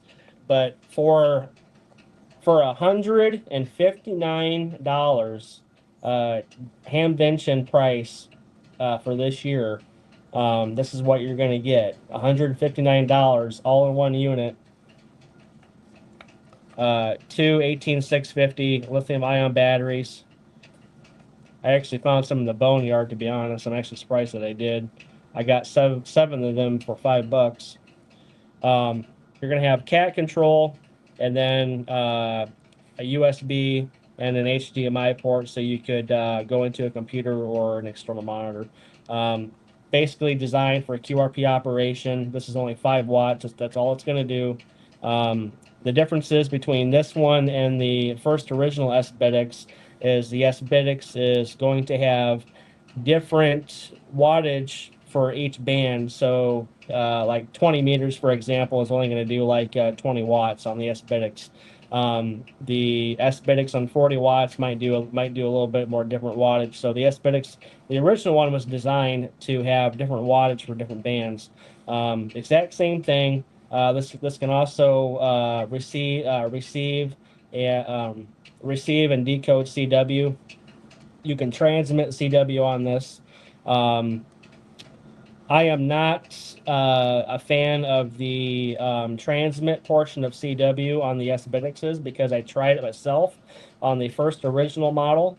Decoding CW on my Flex radio and sending out CW on my Flex is 100% better compared to this. If you're looking for a cheap Flex radio, and if you don't want to spend all the money that Flex wants to charge, this is the route that you want to go, because this is a full compact SDR transceiver that's got a Raspberry Pi built into it. This is all in one unit.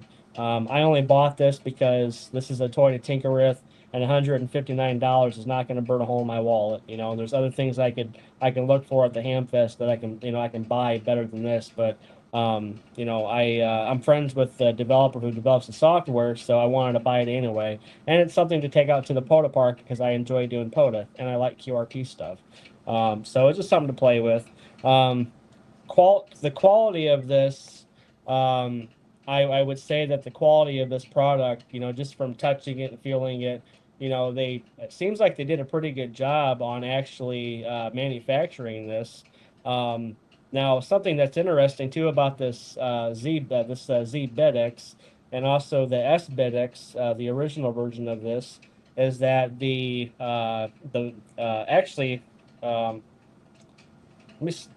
hold on a second. They came with an Allen wrench. Let me open it up really quick. Let me show you what the board looks like. Yeah, that sounds good. While you open it up, let me show folks a little bit about a little update on the weather. So there's been another cell that has developed just to the southwest of Dayton, crossing the Indiana-Ohio border, right on West College Corner, Camden. Right now it just has a special weather statement on it, but if that one is moving east, it will go to the south of Dayton, probably clip the fairgrounds. So we'll keep a close eye on that. All the other severe thunderstorm warnings have moved off to the southeast. Once we get this line past us, y'all, it'll be smooth sailing. Everybody can go to bed. Catch up on the chats while you're open it too, and that's really cool about it having built-in FT8. I'd like to see how that works. It is QRP radio. Jason was asking. Andy was asking, "Wow, are you trying to spend my money?" Maybe you should call up James up here in N0WRL and see if he'll buy you one. Call it a bonus. You deserve a bonus. That's Hamshack TV approved. Let's see here. Moving on down. Andy says VE6LK, which shout out to Vince. Vince brought all the YouTubers these little airplane bottles of CC. I haven't opened mine yet. You want to see me take a sip of it? Yeah, shoot, I'll take one with you. I don't care. I'll probably get demonetized by YouTube, but who gives a rip? But anyway, yeah. Vince did a comprehensive series on it. I'll have to go check that out.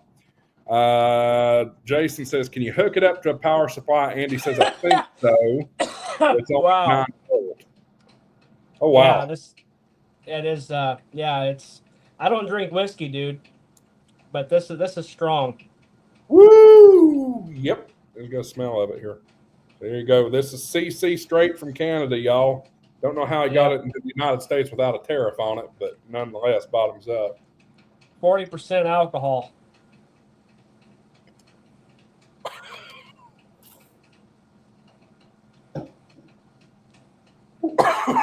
Oh, Lord. It's pretty strong, ain't it? Nap time medicine. Oh, Lord. I'm speechless. They're on here on the news talking about Hamvention right now. Hang on. I got to chase this. Anyway, the flavor's phenomenal, though. That tasted good. It just burns. Y'all are laughing at me. I know y'all are. So anyway, back to Andy. Think it's 9 volts. So Clayton, can it be hooked up to a power supply? Yes. Okay, good. Basically, all you're going to do is you're just going to hook up the power supply to this part right here. Let me pull you up full. Hang on. There we go. Gotcha. Okay. I'm having some technical difficulties right now. For some reason I'm not getting these Allen screws to come out. We're not extremely worried about it. Hillbilly Ham says Josh Hammer of Crash Course Chaos 6 NAZ showed how not to power one. Might need to go check that out. Jason says DX10 does that decoder too. Pete, hey Pete, welcome in. First chat I've seen from you tonight. Glad to see you. At least the weather still looks good for the day, for the rest of the weekend. Yes, folks. After we get this line of storms past us, we should be all clear for the rest of the weekend. It's going to be cooler, down in the 70s. I would imagine the humidity is going to be a little bit lower, so that'll be nice. Hillbilly Ham says 40% is weak whiskey. I'm not a whiskey drinker. Well, I'm not a liquor drinker, to be honest with you. Most I drink is beer, and you want to talk about weak. Beer's weak, but yeah, I still appreciate it, though. Rob says, now for the drunk weather report. One sip is not a drunk weather report. Pete says, tastes like burning. Jason says, Josh drinks all the time. No, I don't. I drink. Oh, that Josh. HRCC Josh. Yeah, that makes sense. Hillbilly Ham says, it keeps shutting down on him. And then finally, Jason wants me to play the clip. You know what that means? Play the clip. Money isn't everything. It's the only thing. And everyone has a price for the $1 million man.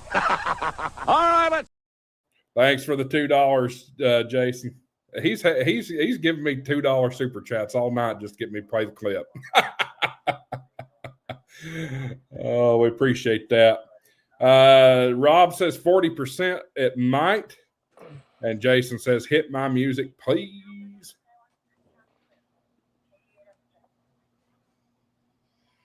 All right. Anyway, did you get it open? No. Nah, it's all right. There's plenty of videos out there, folks, that y'all can go check it out. This storm down to the southwest of Dayton's trying to get its act together, so we're going to sit here and keep an eye on it. Andy says, have I been to the boneyard yet? Yes, I have. And for those of you that joined late, I'll tell you something that really stupid that happened today, and it pissed me off beyond belief. But for whatever reason, about 3/4 of my videos, there was no audio on them. So I don't know, something about maybe I didn't have a frequency sync or something like that. But the video that I put out today, you'll notice that when the audio goes out, it's me doing a voiceover here in the hotel room. So we just didn't. It's all we could do. Andy says sent me a Discord DM. Okay, I'll check that out right now. But yeah, we're going to film more. I went through buildings 1 and 2 today as well. However, I didn't want to give y'all trash content, so I'm going to go redo those recordings tomorrow. Probably sit down and talk with James and Professor Jim from Ham Radio Prep. We'll get with them and interview some other folks. Jason says, hey, Andy, would you get me a 101 MP for my birthday? I'm going to answer for him. Probably not. They had one for sale out there in the boneyard. I seen it. Yeah. It even tempted me, to be honest with you. But anyway, Andy's been on me to try to help find him a 7100 or something like that. So I know better than that. He's going to get him something first. Hillbilly Ham says he hopes to get to go to Huntsville. Well, you will see me at Huntsville, and I know you're going to see Clayton too. Lord willing, and the creek don't rise. Yep. Lee, I've already got approved from HR at my company that they approved it. There you go. Maybe they can get you a load down there. Just take you do your, what is it? Your 48 off or 18 off or whatever it is while the Ham Fest is going on. Reload somewhere in Alabama. That'd be sweet. Oh, they gave me 2 weeks paid vacation, man. That works too. Lee's in the house. Hey, Lee, first chat I've seen from you tonight. Welcome in. Appreciate you being here. An interstellar plasma cloud is passing through our solar system. It is distorting the Earth. Okay. And Andy also answered nope to Jason. Jason says, I just wanted to just see you walk out backwards your room. Andy says, not because I don't like you. And Jason says, thanks, Andy. I feel the love in this room. LOL. There's a lot of love. It's Ham Radio.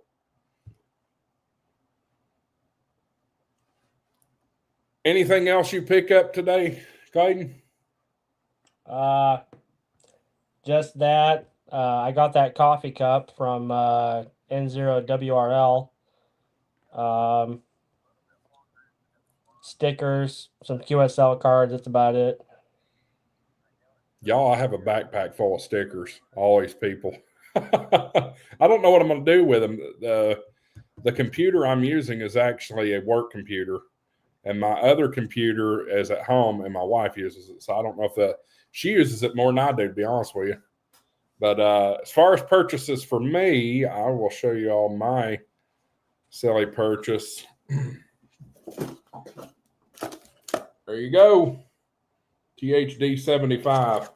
And the speaker mic, too. So got that right here. That's what you guys have been listening to the net on.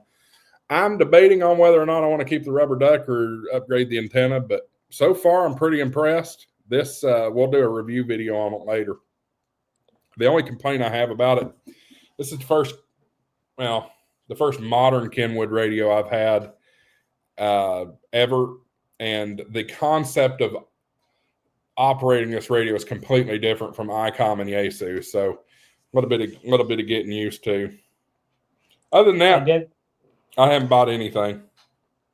I did speak to one of the spokesmen of Kenwood today. I was able to get just a short little interview of the new Kenwood tri-bander that they are coming out with. Mm-hmm. That's basically the mobile version of this, it seems like. They haven't said anything about what the wattage is going to be or a price yet. It's still up in the air. Did they say what their projected release date is yet? No, it's still floating up in the air. Okay. Jason says it's cool, Andy, just being smart butt. Rob says June 23rd will make 50 years licensed at age 14. Well, congratulations on the half century. Hillbilly Ham says that is an awesome radio. You talking about my Kenwood? I like it so far. It just takes some getting used to. Upgrade to Diamond. D75 on steroids. Fourth quarter is what I heard. Okay. Interesting. Andy, I haven't looked yet. I'm doing that now. I got distracted with all chats. Y'all are just chatting like crazy here.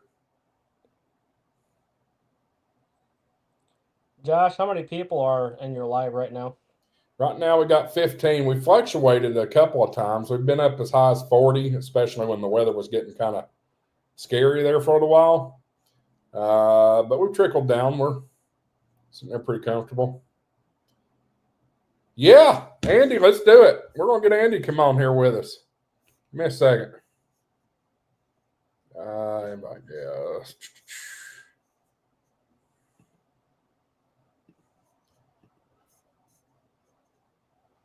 No, stupid.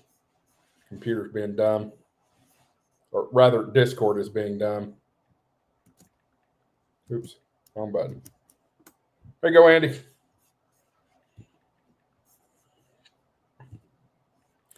Let's see here. Hillbilly Ham says, I have it, the D75. Yeah, like I said, it's going to take some getting used to for me. And I'll tell you what triggered it. So YouTubers up here, we're all talking on 223-500. And that I used a Baofeng UVK5, which I love the Baofeng UVK5. Good cheap old radio, tri-bander, that kind of thing. And I dropped it on accident today, and it shattered the screen on it. So rather than buying another $30 throwaway radio, I said, well, I'll just give me a tri-bander. So that's what I did. Welcome to Ham Shack TV. Andy's in the house. Hey, guys. What's up? How you guys doing? What's going on, brother? Hey, Clayton. Yeah, so Clayton referenced N0WRL earlier, who gave him the mug. That's my boss, James, CEO of World Radio League. So, Clayton, I talked to him this afternoon, and he was really happy to see you and to see Josh, and yeah, he was all excited about today and seeing you guys and everything. So.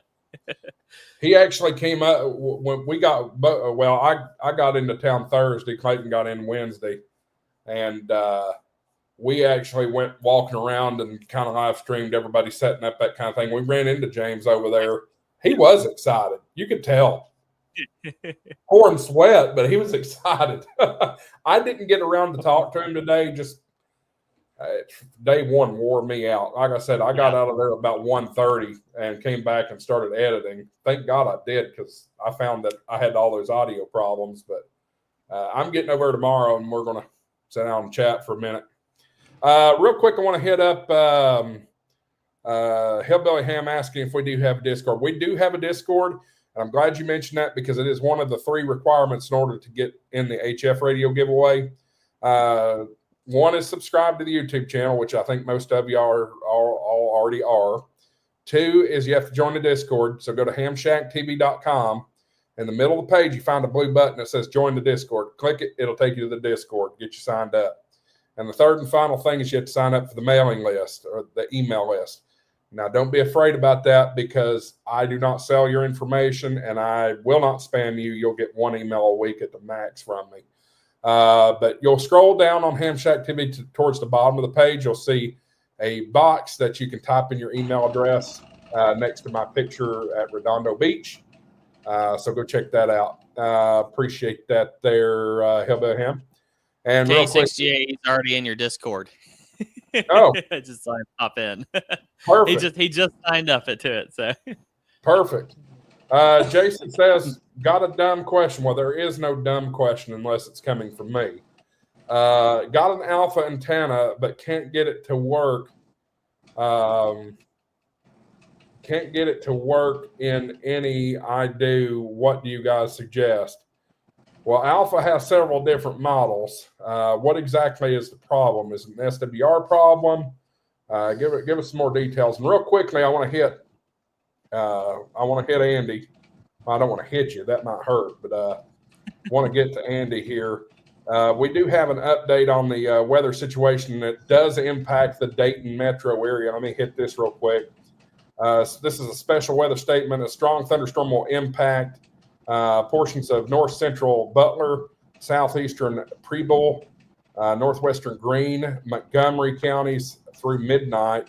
At 11:16, a strong thunderstorm was located over Gratis, moving east at 45 miles an hour. Winds are 40 miles an hour, nickel-size hail. Locations impacted include Vandalia, Fort McKinley, Oakwood, Germantown, Dayton, West Alexandria, Moraine, Wheatville, Wright-Patterson Air Force Base, Lake Lakengren, Woodbourne, Hyde Park, Greene County Airport, Trotwood, Somerville, Overlook, Page, Mano. We've got some weird names for towns up here. Farmersville, Camden, West Elkton, Miamisburg, and Centerville. This looks like it just clips the west side of Xenia, guys. So if you are at the fairgrounds, one of the folks camping at the fairgrounds, I want you to go ahead and move to a substantial shelter just to be safe. Again, this is not a tornado warning or anything like that. However, your camper can flip pretty easily. So if they do have strong winds, just run in the bathrooms or something and just hang out in there for a short period of time. It should be over your way in the next hour or so. So keep a close eye on conditions. Let's go on over. Quickly, let's go back to. He just says a basic. I need to know a little bit more than the basic on the Alpha antenna. What model is it, and what's going on with it? Andy, tell us what you got going on. Hey guys, I see my friend Rodney, KJ5FWC, in the chat. Hey Rodney, how you doing? Great to see you. Yeah, so not much. Not much. Not much that sounds exciting. I've been working like absolutely mad, but James being gone to Hamvention, we've kind of had to double down our with the staff we still got, available for all the World Radio League stuff, ham radio prep stuff going on, and then with the antennas, they've been. I haven't got a whole lot of orders, but they've been starting to pick up a little bit. So, it's been a lot of fun. I'm actually developing the 40-meter model. I was sitting here working on it this evening. This is actually hardly any bigger than the 20-meter model. It's just barely just a little bit bigger, and just a little bit thicker. And so, man, it's coming together really well. I'm going to get it out in the park and test it tomorrow. But yeah, I wasn't able to make it to Dayton this year, obviously, but I do have a code for anybody who wants to pick up the antenna.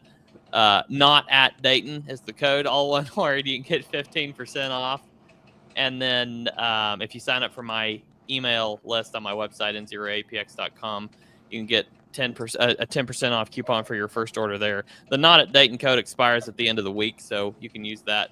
It expires tomorrow at midnight. Tomorrow midnight, or 11:59, I guess, tomorrow night. But if you want to use that, then go right ahead. And on World Radio League and Ham Radio Prep, we've got a code right now, Dayton 10, for 10% off any Ham Radio Prep course, any World Radio League subscription level, any store item. Sorry, Josh, I turned your stream into a big advertisement. No, that's okay. That's okay. We appreciate that. Hey, Andy. Yeah. Couple of improvements coming from a couple of friends of mine that have seen your antenna. Yes. Can you, Josh? Can you blow up Andy in full screen while I'm still talking? Yeah, y'all talk for just a minute. I'll be right back. Andy, you want to go ahead and put your prototype 40-meter on up on screen, please? Yeah, here you go. Okay, absolutely. So I'm just gonna comment this off of your first product. Okay, so the first thing that a friend of mine suggests, and he actually came with me to Hamvention this year. Okay, he would like to see some type of a protection cover over the BNC connector and the wires on top. The Magna wires. So on that, I have started encasing these wires in hot glue. So of course this prototype doesn't have that yet because I'm prototyping and just I haven't fully done all the set everything in hot glue yet. But yeah, I got Thomas K4SWL told me something similar, and it's hard to 3D print a cover that falls by these wires but doesn't get in the way of this washer. And the hot glue just seemed like a really good option. So I think that's going to be, it really locks those wires in place really well. So that's yeah. How does that strike you? The hot glue on the wires. Yeah. I mean, anything's possible, man. I mean, they can still break. Yeah, absolutely. What would you recommend? Would you recommend like a 3D printed cover? I would highly recommend some type of a 3D printed cover if you're able to put it over top or on top of that. Yeah. I don't have it with me. I don't have it with me. It's in my vehicle. If Josh is going to be on late tomorrow doing another live stream, I'll probably end up joining, and maybe we can try to get you on, and I'll show you what I'm talking about. Okay. Yeah. Absolutely. And what was your other feedback? When you're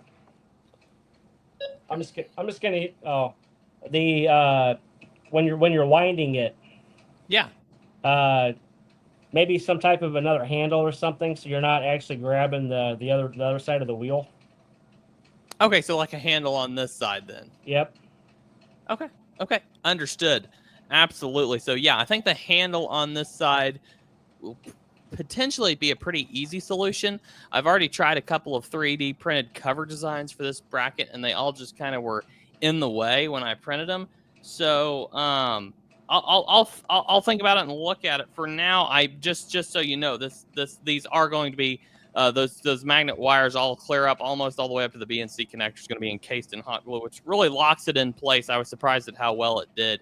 So if you buy one from me that's assembled, I'm going to be doing that. This is just a prototype, of course, of the 40 meter, but yeah, I'll definitely think about that and see if I can come up with a viable design for that. Awesome.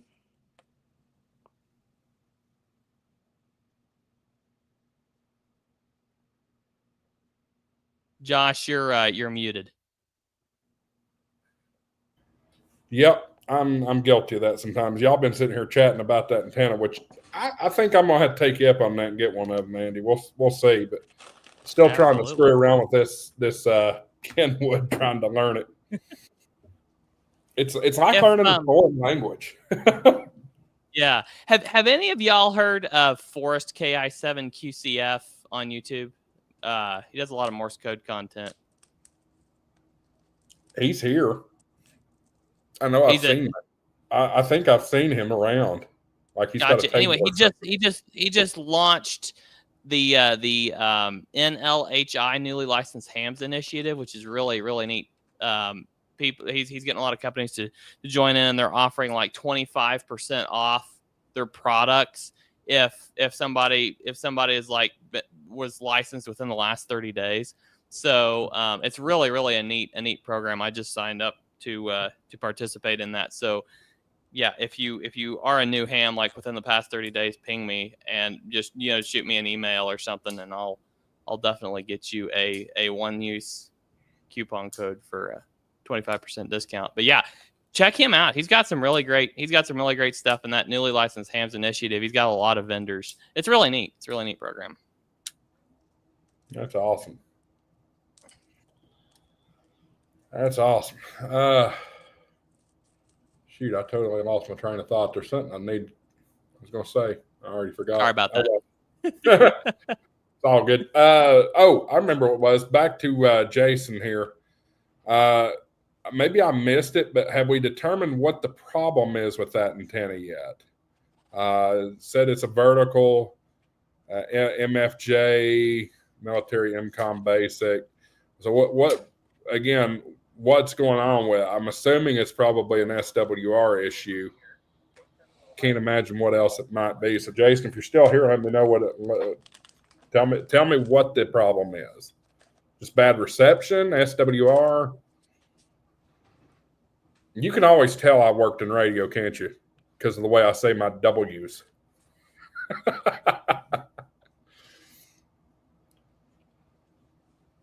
Somebody came up to me. The way you say sorry.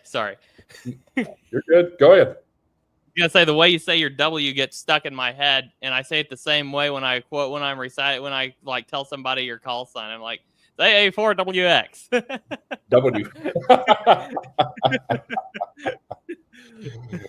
Yeah, I had somebody come up to me today and specifically mention that. I said, I've never really noticed it, but yeah, I guess in my brain, the more I think about it, if you say W, like George W. Bush, you sound like an absolute hick.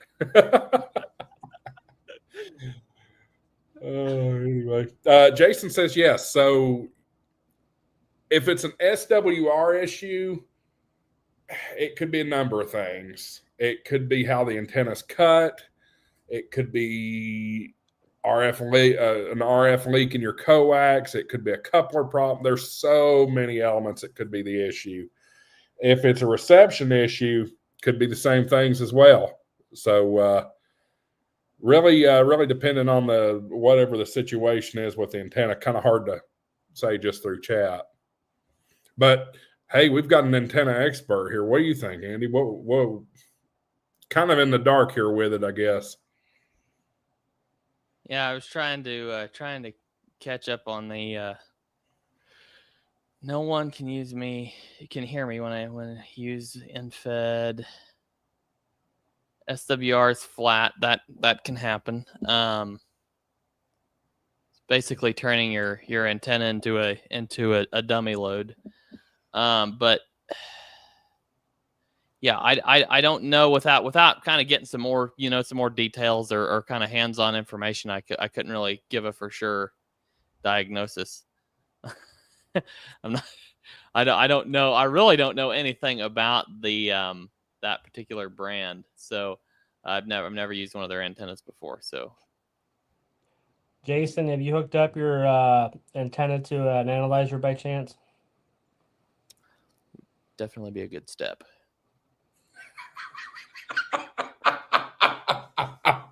We didn't hear that. Well, I'm serious. I mean, get you like just a nano VNA or anything like that. It'd definitely be a good option. Oh shoot! I forgot all. Dadgummit, I was going to buy a nano nano VNA today because I saw one sitting on the table for $20. Oh my lands! Yeah, that's a good deal. I got so wrapped up trying to replace my I got so wrapped up trying to replace my 220 rig today. I walked right by it and forgot to buy it. You know what? One of my favorite antenna analyze. Well, I got the Nano VNA and a couple of radios that have antenna analyzers built in, but I love using the X6100 for an antenna analyzer because it's got such a nice screen on it. Yeah, go ahead. Hey, Andy, I'll tell you another good one too that's got a good analyzer is the G90. Yeah, it's got a good one. Absolutely. I've definitely used that one too, but that X6100's got I use that one first, but the X6100's got this great big wide screen on it that's just really handy for. In fact, I did when I was right before I launched my antenna, I did a whole video on checking the SWR with the X6100 and it's a really good antenna analyzer as far as that goes. But yeah, the Nano VNA, it's a little bit quirky to set up, but once you get it set up, it's really great, really nice piece of kit. Yeah, I've got a buddy of mine that's got one. And I was really impressed with it. Yeah. And Jason's saying it's an FTM 891. Okay. So the 891 doesn't have an analyzer built in. Actually, it does. Does it? It does. Not a full analyzer though, but it does have an SWR sweep function in it though. Nice. Oh yeah, it does. I haven't fooled with one in a while. Yep. I forgot about that. Yeah, it does. Are you hearing that thunder up there? Clayton? Oh, he's talking to me. He's on the second floor. I'm on the third. Not hearing the thunder from Missouri. Yeah, it's raining. We had it earlier. We had rain so intense on 60 highway out here. It was like pretty much just you couldn't see 2 feet in front of your car. It was horrendous. It was some of the worst rain I've ever driven in. But yeah, that storm moved through here, just a little bitty cell when it moved through here, and it was like blowing up as it went past, and then it got past us and just absolutely exploded into quite the supercell. But that might be the storm that's hitting you guys now. It might just be reaching you. I'm not sure. I wasn't paying enough attention, but that might be the same round. So speaking of out your way, Andy, I saw this come across my social media feed today, and wow, check this out. I'm sure you've seen it too. That is from the St. Louis Arch. Oh, that's terrible. No, I did not see this. That's a couple hours away, about 3 or 4 hours away from me. I did not see that. That's terrible. It's terrible to hear it, but that is an incredible photo. Now, that is quite a photo. Yes. Yeah. The thing is about this is that what you see there, that's not all tornado. Most of that is water. You know, the downdraft of the rain. Yeah. But there's certainly a pretty large wedge tornado within that. Oh yeah. That's crazy. That's absolutely crazy. Yeah. Yeah, there was we had our local Skywarn net kick off, and then right over the top of me, cleared off, bright, sunny, beautiful, sunshiny, clear blue sky. And the radio was just going nuts because just to the east of us, they were getting hammered. Hey, Andy, since I got you on here, I got a question for you. Yeah. How did you come up with the Goat Wrangler on YouTube? I'm kind of curious. I've been meaning to ask that same thing. So Andy, do you work or live on a farm by chance? I grew up on a farm, and we actually have farmland here, but I don't have any animals right now. I've been just too busy to have any on the farm. But yes, we've had goats most of my life, and then here a few years ago we started adding some sheep to it at one point. But yeah, I've definitely wrangled a few goats in my day. Okay.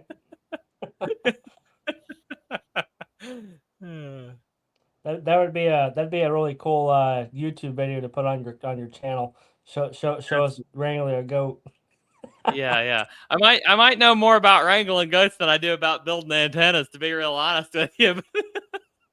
So all I'm picturing in my mind right now is Andy with a cowboy hat on, and he's got his freaking lasso just throwing it at the goat. No, goats are a lot smaller than cows for sure, and so to wrangle a goat, you literally have to if you're in working a whole herd of them through your chute, giving them dewormer and vaccinations and all that stuff, man. You gotta dive in there and grab a couple of hind legs or a couple of horns and wrestle them, literally wrangle them.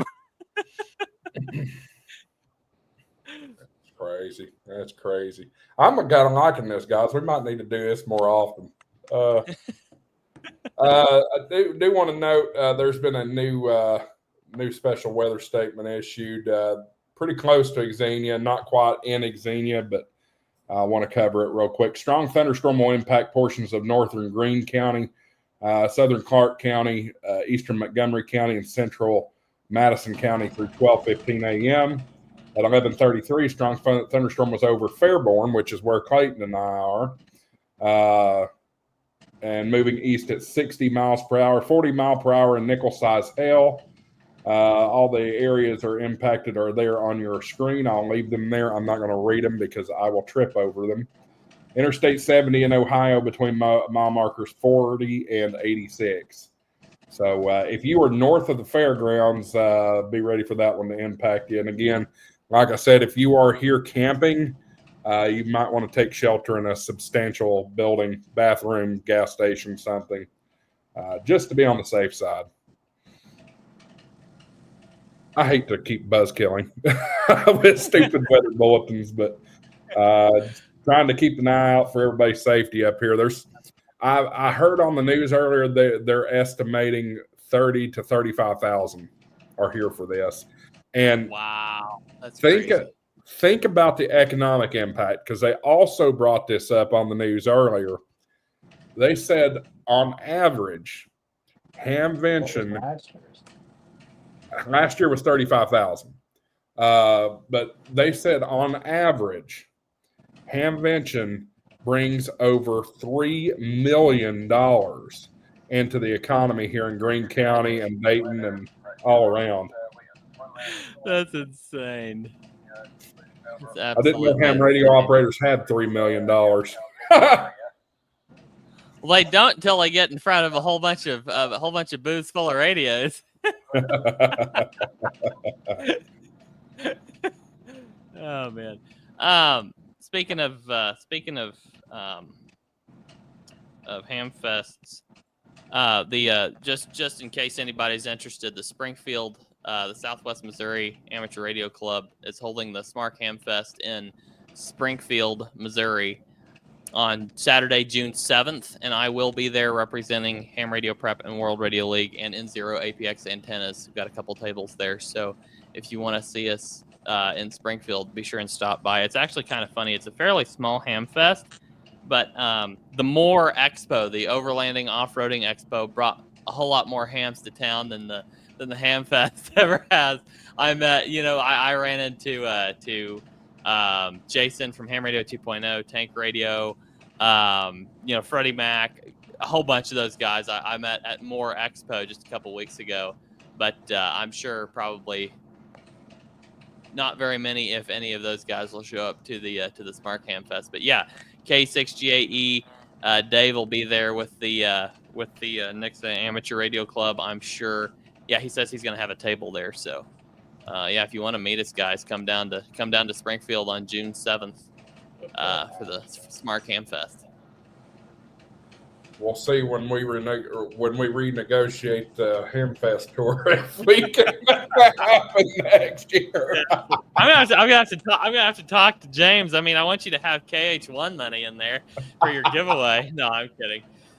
Last night, I'll tell you, it's funny. I think, Clayton, you were in the stream for a few minutes last night, but we were just sitting here chatting back and forth about everything we found on the stream, and then we were all just drooling over the FT1X. And then I said, I was looking up how much it was going to cost and everything. I said, well, we need to get some super chats rolling. Well, I had 2 super chats come in of $2 each, and I said, guys, it's going to take a whole hell of a lot more super chats than this to make that happen. Funny. Oh, but anyway, yeah. Moore sounds like it was a great event. It was a big event. I'd never been there before. It was a great event, and a lot of hams showed up. I mean, even guys like I'm gonna get his name wrong. I think it's Bill from Ham Radio Tectonics was there. Yeah, and I mean, there's a lot of guys there. I'm trying to remember them all off the top of my head. Kyle AA0Z. Digital Rancher, Tim Grayman Poda. There was a lot of guys there. It was really neat, and it's kind of funny. The overlap between off-roading and ham radio is a little bit odd. But there was like some of like what I was after was like packs, that type of thing, just for portable operating. And yeah, there's so many booths and tents and stuff set up out there selling stuff that you're bound to find something, which I did. Hey Josh, did your streams that you did today? I'm not sure if you streamed or not though, but did they upload automatically, like really quick, instantly on YouTube? Because I have got 2 streams going on right now that are still currently trying to process. And these were done this morning when I got there, and they're still trying to get, they're still uploading. There's usually a delay on the final render for me, but it's usually not that long. Now, what I have noticed, and I don't understand it at all, and this may be too TMI for the public, But anytime I go live, of course, I can take super chats during the live stream, but after the stream's over, it turns off monetization, which I don't think you're monetized anyway. But I always have to go back in and turn monetization back on. So it's really weird. Let me catch up on the chat here. Hillbilly Ham took our comm trailer out there. It was busy all weekend. That was more. Yeah, it was great to see him. Yeah. Colin and VK. Hey, Colin, good to see you again tonight. If you get a chance, get a video of the Codan booth, especially the Auto-Tune or the Auto-Tune HF mobile antenna. If they have one there, not cheap, used by hams and government in Australia. It's crazy. Yeah, we'll search that out. Did you see Codan today, Clayton? No, I did not. I can't say that I've seen them either. I can't say that I've seen the entire Hamfest yet, though. So maybe they're still out. When I was at the Hamfest this morning, I didn't do anything related to the boneyard or the outside portion of the flea market. My focus was on actually it was a good couple of hours. I started out streaming first, and I actually did a pretty good stream. I was hitting over 45 people watching my live stream, and it was actually kind of funny because during my live stream, there was two people that had joined my live stream, and they said, "Well, we have friends that have booths out there in the boneyard, so they wanted me to go out there and find their booth." And the one person that I was in my chat, his name was Greg, and he was supposed to be at Hamvention, but his daughter graduated this year, and he says, "Well, the the people over in this booth." Over in this part of the boneyard. It was in the 7,000s area. Well, he got their names wrong, and so I'm sitting here talking to these people that don't know me, first time seeing me, and I'm saying I'm live streaming. I've got one person in my live chat, and I'm saying, "Are you so and so? Are you so and so?" And they're like, "No." And so he commented on my page again, and he corrected it. So that was that one, and then I had 3 other people that had joined my live. They had friends that were way in the way back over in the 8,000 area, and I ended up drinking a beer while I sat in there, and then I lost my head because my head was unscrewed. But after I got done drinking a beer, talking to these people because they knew I told them that I was live with their friends. I left my backpack that I bought at Walmart last night with my new Z bit in and all my other stuff, and my hat from Yezu that they gave away. I walked off and I grabbed my camera gimbal for my cell phone. I walked off. I walked all the way to the very, very front where all the food vendors are, and I went into building 2. And I started walking around, and I realized, why does my back feel light? I don't have my backpack. And I realized, oh shoot, I forgot it. So I had to walk all the way back to the boneyard again, where they were sitting at.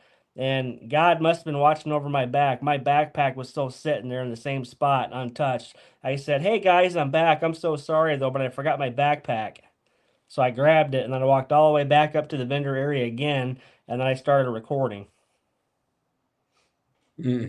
I can't tell you how many times I've done that, and I've been fortunate every time I've done it. But I know one time I'm going to lose something very expensive. I just wanted to jump in here and say, if you don't mind, Dave K6GAE is talking about their comms trailer that they brought to More Expo. They have a beautiful, beautiful comms trailer. It's really set up extremely nice. He let me do a video tour of it there at More, and I've got that video up on my channel if you want to see it. But they have their comms trailer it's fantastic. Yeah, do me a favor, Andy. Drop your both of you, Clayton, Andy. Drop your channel links down in the chat there. That way, one of the 14 I'll try. watching. Sometimes I don't have permissions, so sometimes YouTube doesn't let like anybody but the stream initiator to post links. But I'll at least send it through StreamYard's internal chat if it won't post on the live, and that way you can copy it and post it. I see test from Clayton. Okay, well, mine's working. Well, it Let's came see. through private. It went private, so Did that come out on the? looks like Okay, it did. all right. Sometimes it doesn't let it, but it looks like this time it did. Well, I'm not getting it on.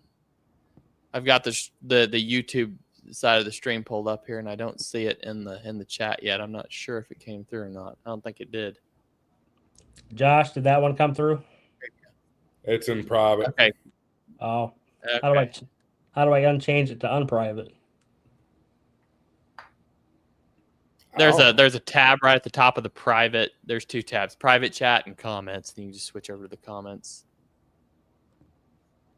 There, Josh, I just sent it through the private chat so that you can copy and paste it if you want to or whatever. That'll work. Because it didn't come through. It didn't come through on the live stream. All right, y'all. This is Andy's channel coming into the chat right now. Go give him a subscribe.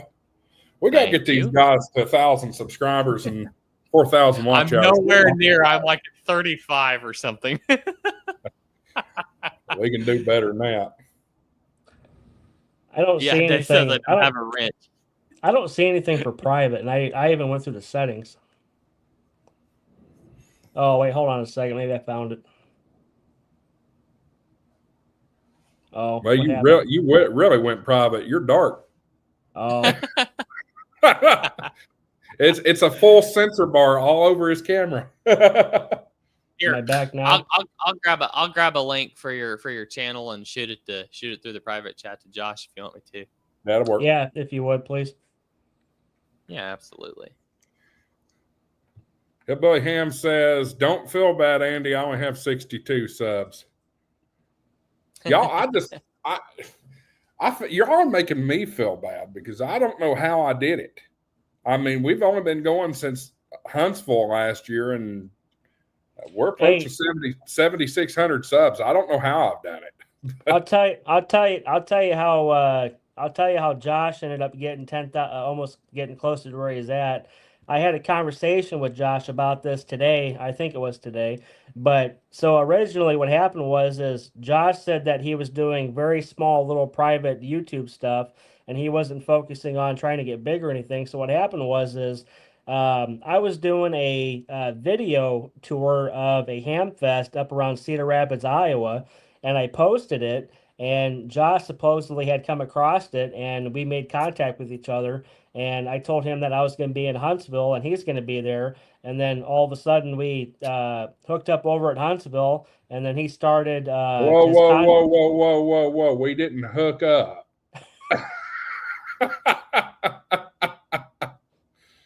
Andy's like, I ain't touching that with a 10-foot pole.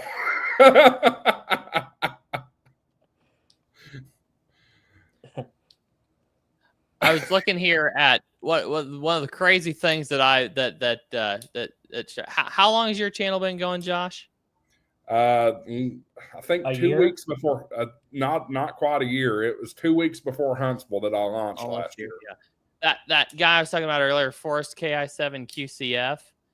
One of the craziest things about his channel, he's been going for I think right around a year, and he's got 70.3 thousand subscribers.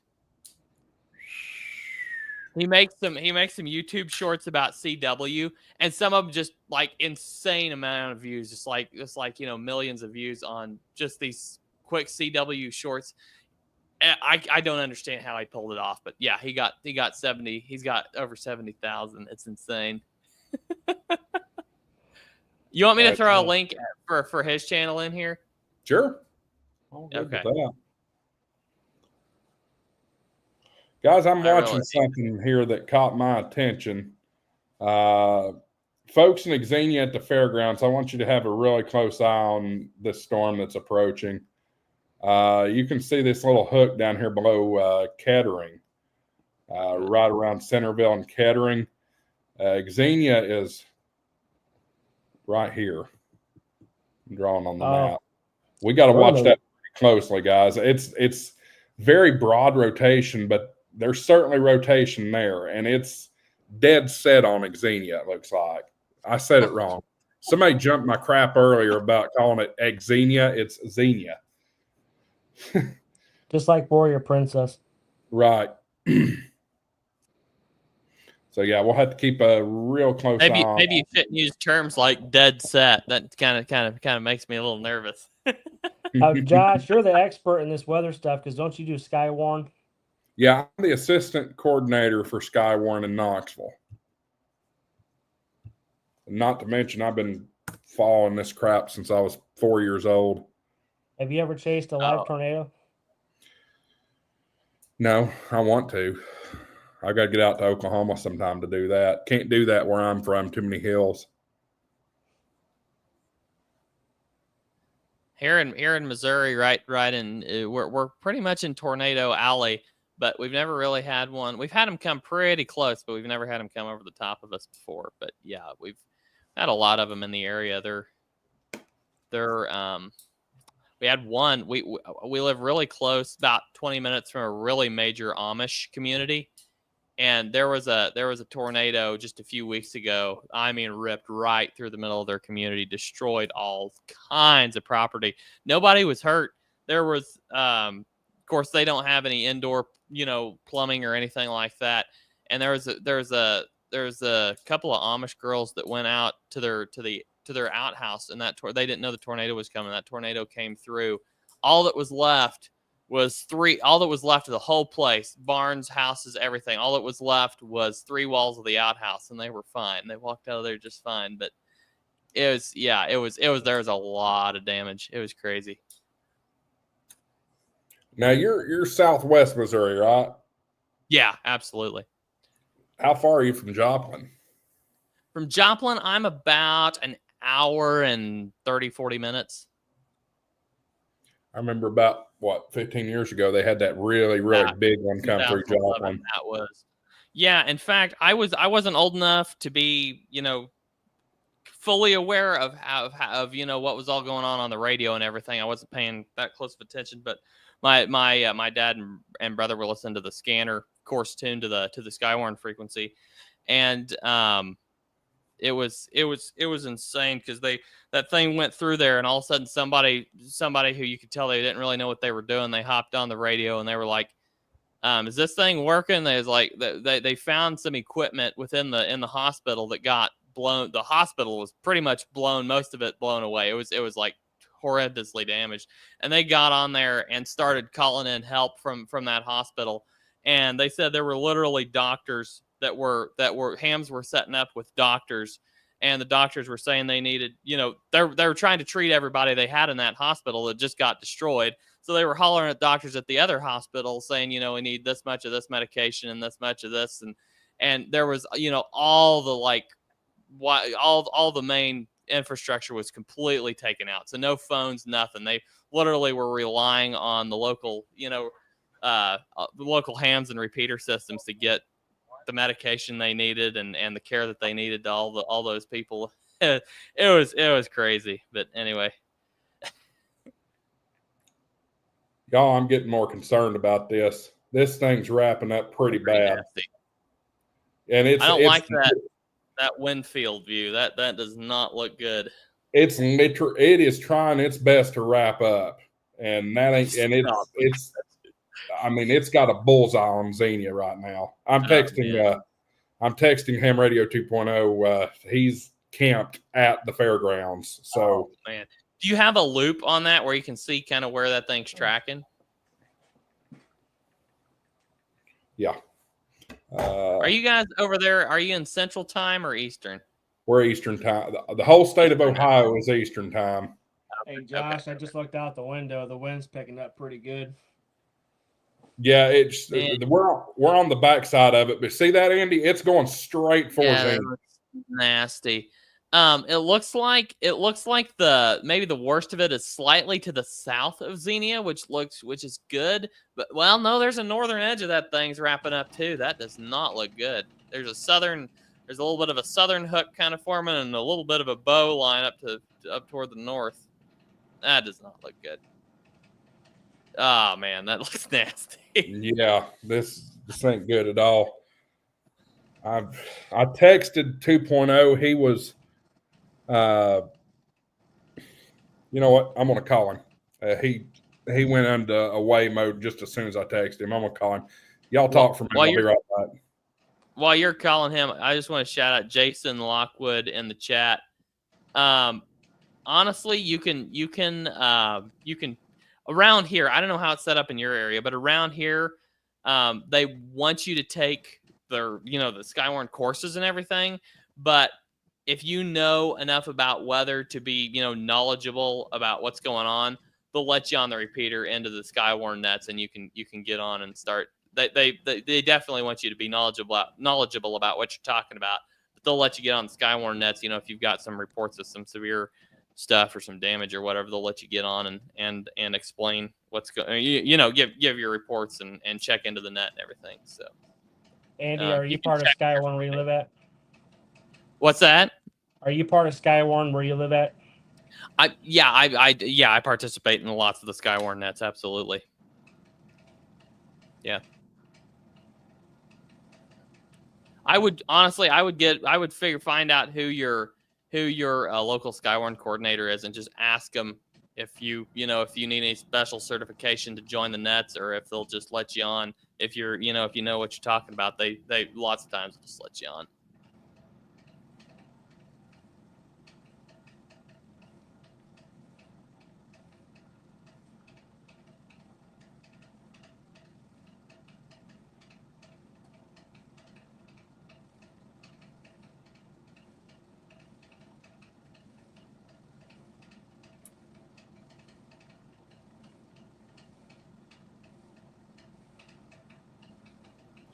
In Discord, KE8 YZW just dropped a comment. The weather's going to pass at around 12:15, so that's 15 minutes from now.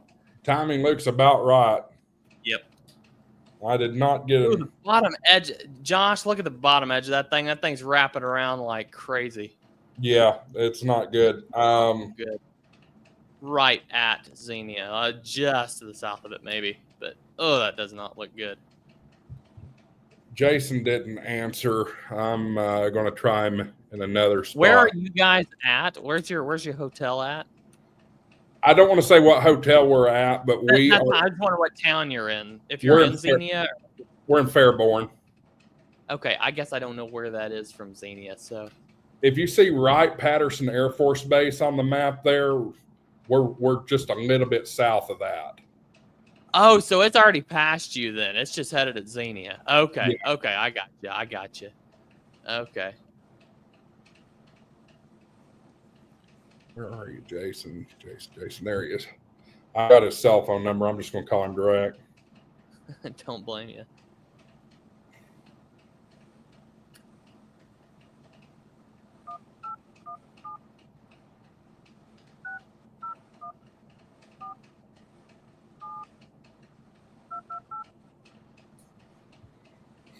Somebody knows how to decode DTMF tones.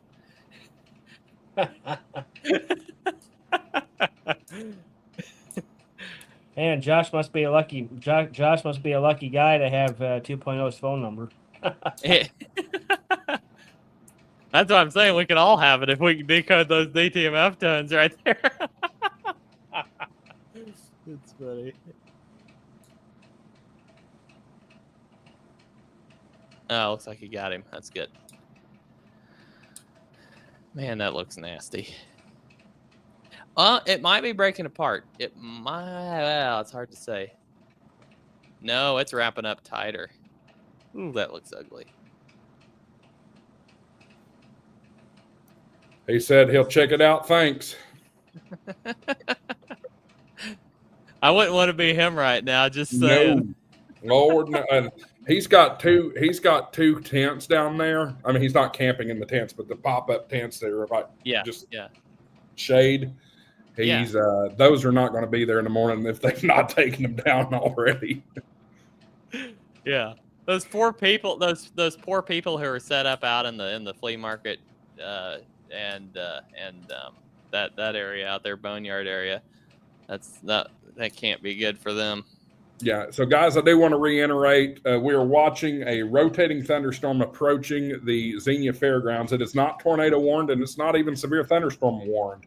but it does have a weak mesocyclone on it. So it is possible, considering we have a tornado watch until 3 a.m. here in Ohio, it is possible that this could drop a tornado at any given moment. So if you are at the fairgrounds camping out, something like that, you do need to move into substantial shelter right now just to be safe. I do know that the bathrooms should be unlocked and open, and those are designated tornado shelters at the fairgrounds. So that would be my advice, is to get in the shelter. You probably have, I don't know, maybe 5 minutes or less at this point.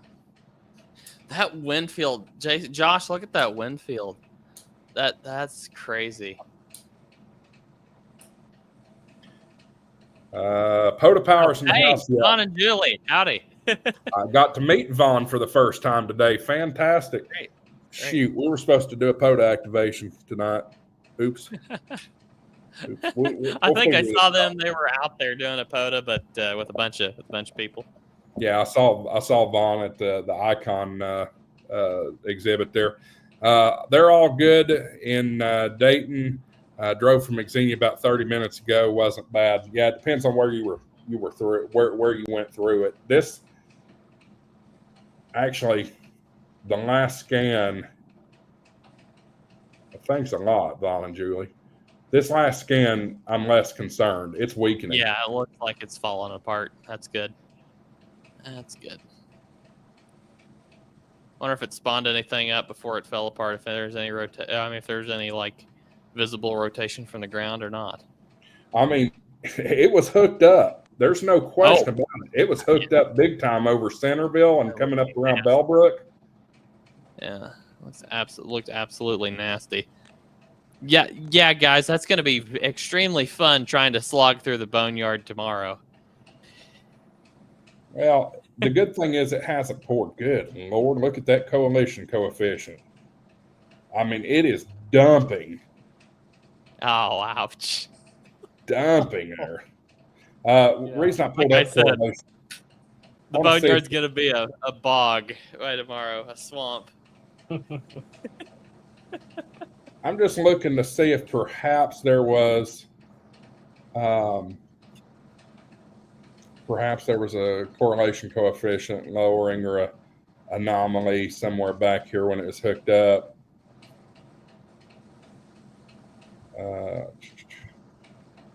Well, Josh, thanks for having me on. Good to see you and Clayton. I'm going to have to drop for now. I got to get to bed, but great seeing you guys. Thanks for bringing me on and letting me talk about my antenna. I appreciate it. Maybe we can do it again sometime. Hey, yeah. Holler at me anytime you want. You know you want me to come on. Just holler at me. I can either say yes or no. So it's been fun. We'll try to make a habit of it. It's nice to get on here and just not have an agenda, you know. Yeah, absolutely. So I'd be able to relax and talk about whatever. Well, I'm not far behind you. I'm going to let this thing get past Xenia. Once it gets past Xenia, I'm going to call tonight too. I still got to take a shower. All right, so. 7-3, guys. See you later, Randy. See you later. See you. That was fun to have Andy in here. We ain't going anywhere yet, Hillbilly. If you want to stick around, we're going to let it get past Xenia, and then we'll call it.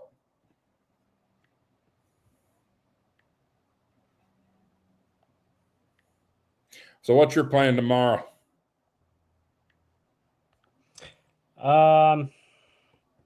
I still need to talk with Yezu and get a little video with that new FTX one. So I haven't done that yet. I want to get that done. I think it'd be kind of nice to. Oh, I still need to do I still need to talk to HF Signals, and I'm thinking about maybe doing Robert Tarhill. I'm not sure if you're familiar with this or not, though, but Robert Tarhill, Josh, did you know that Robert Tarhill, he gave up after a while on the Tarhill company, and he sold it to a gal named Jean, lives down in Missouri, and they took it over, and now Robert is recreating Tarhill He named it Tar Heel Designs, doing a whole new concept design of his product now.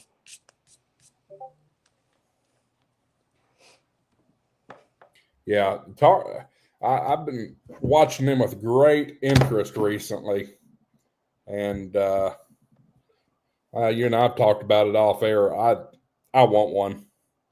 I want one. I just don't think I can pull it off just yet.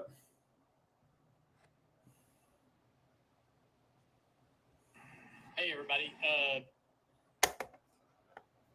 I can't believe so many of y'all are still hanging out in here. Here it is, 12:09 on Saturday morning, and we're still sitting on here talking about weather. If this thing was tornadic, the tornadic part of it would be right over Xenia right now. So hopefully everybody got to shelter. Because nonetheless, even if there isn't a tornado there, the winds have got to be pretty gnarly.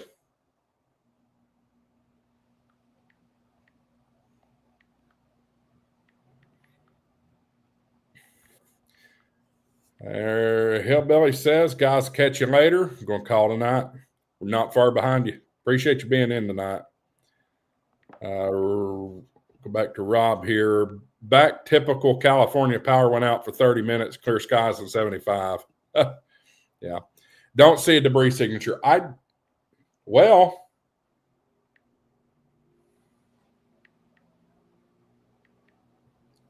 either. Except this little appendage, this little piece is interesting to me. I don't think that's a debris signature, but it's very strange that that's separated from the thunderstorm like that. A little bit of history for you. Xenia. Somebody's getting a phone call. Xenia is famous for having one of the 1974 super outbreak tornadoes, and I understand it did quite a bit of devastation to town.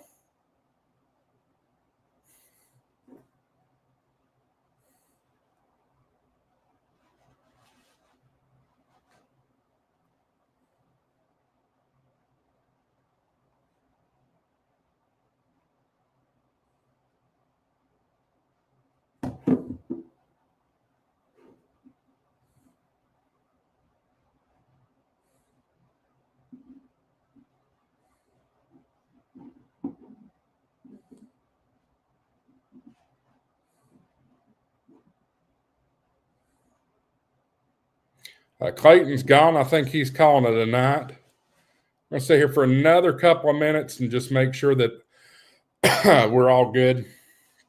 Guys, I can't thank y'all enough for being here. Been a good night. A lot of super chats. Very productive night. Growth of the channel. I think we've gained like 20-something subscribers just since we've been on the air. So appreciate that. We've been on the air a little over 3 hours.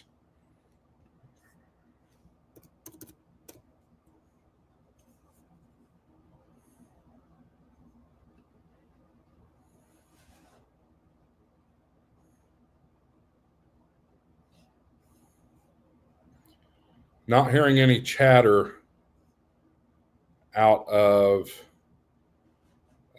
Xenia, so that's good. Nothing from Ham Radio 2.0.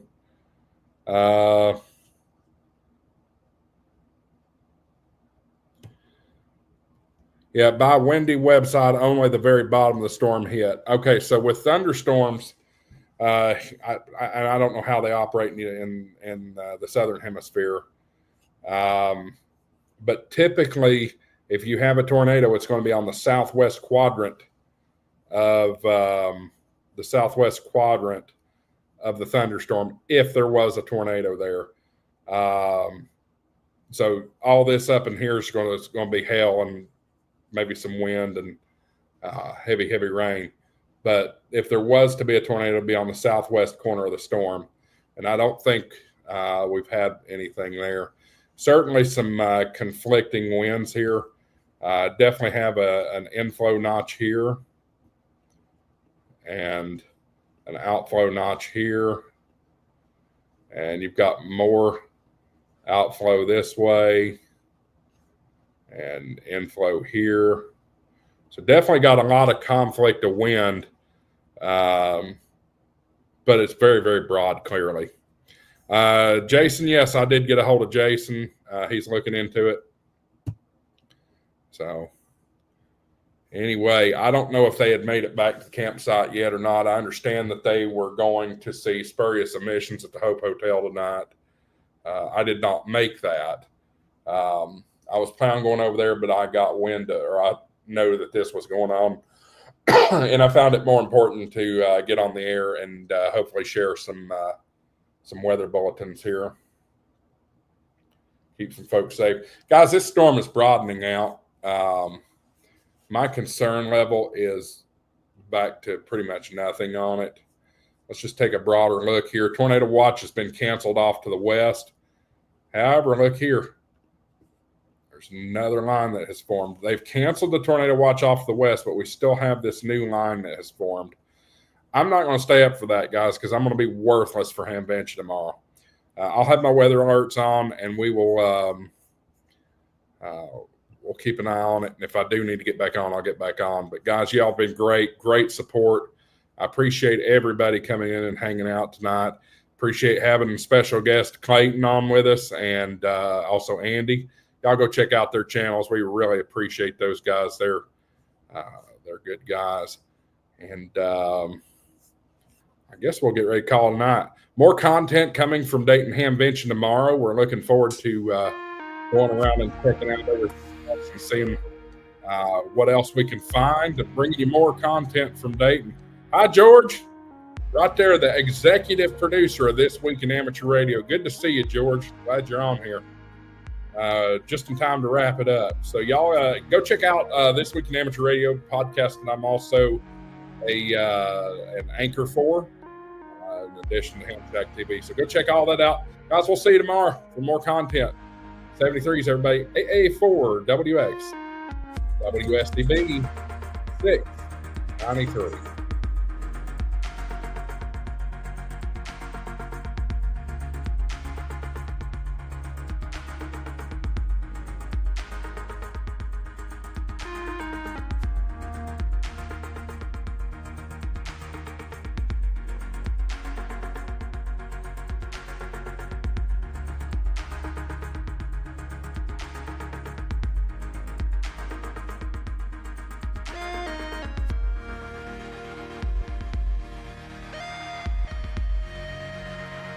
Money isn't everything. It's the only thing. And everyone has a price for the $1 million man.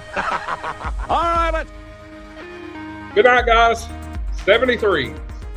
This is AA4WX, WSCB 693.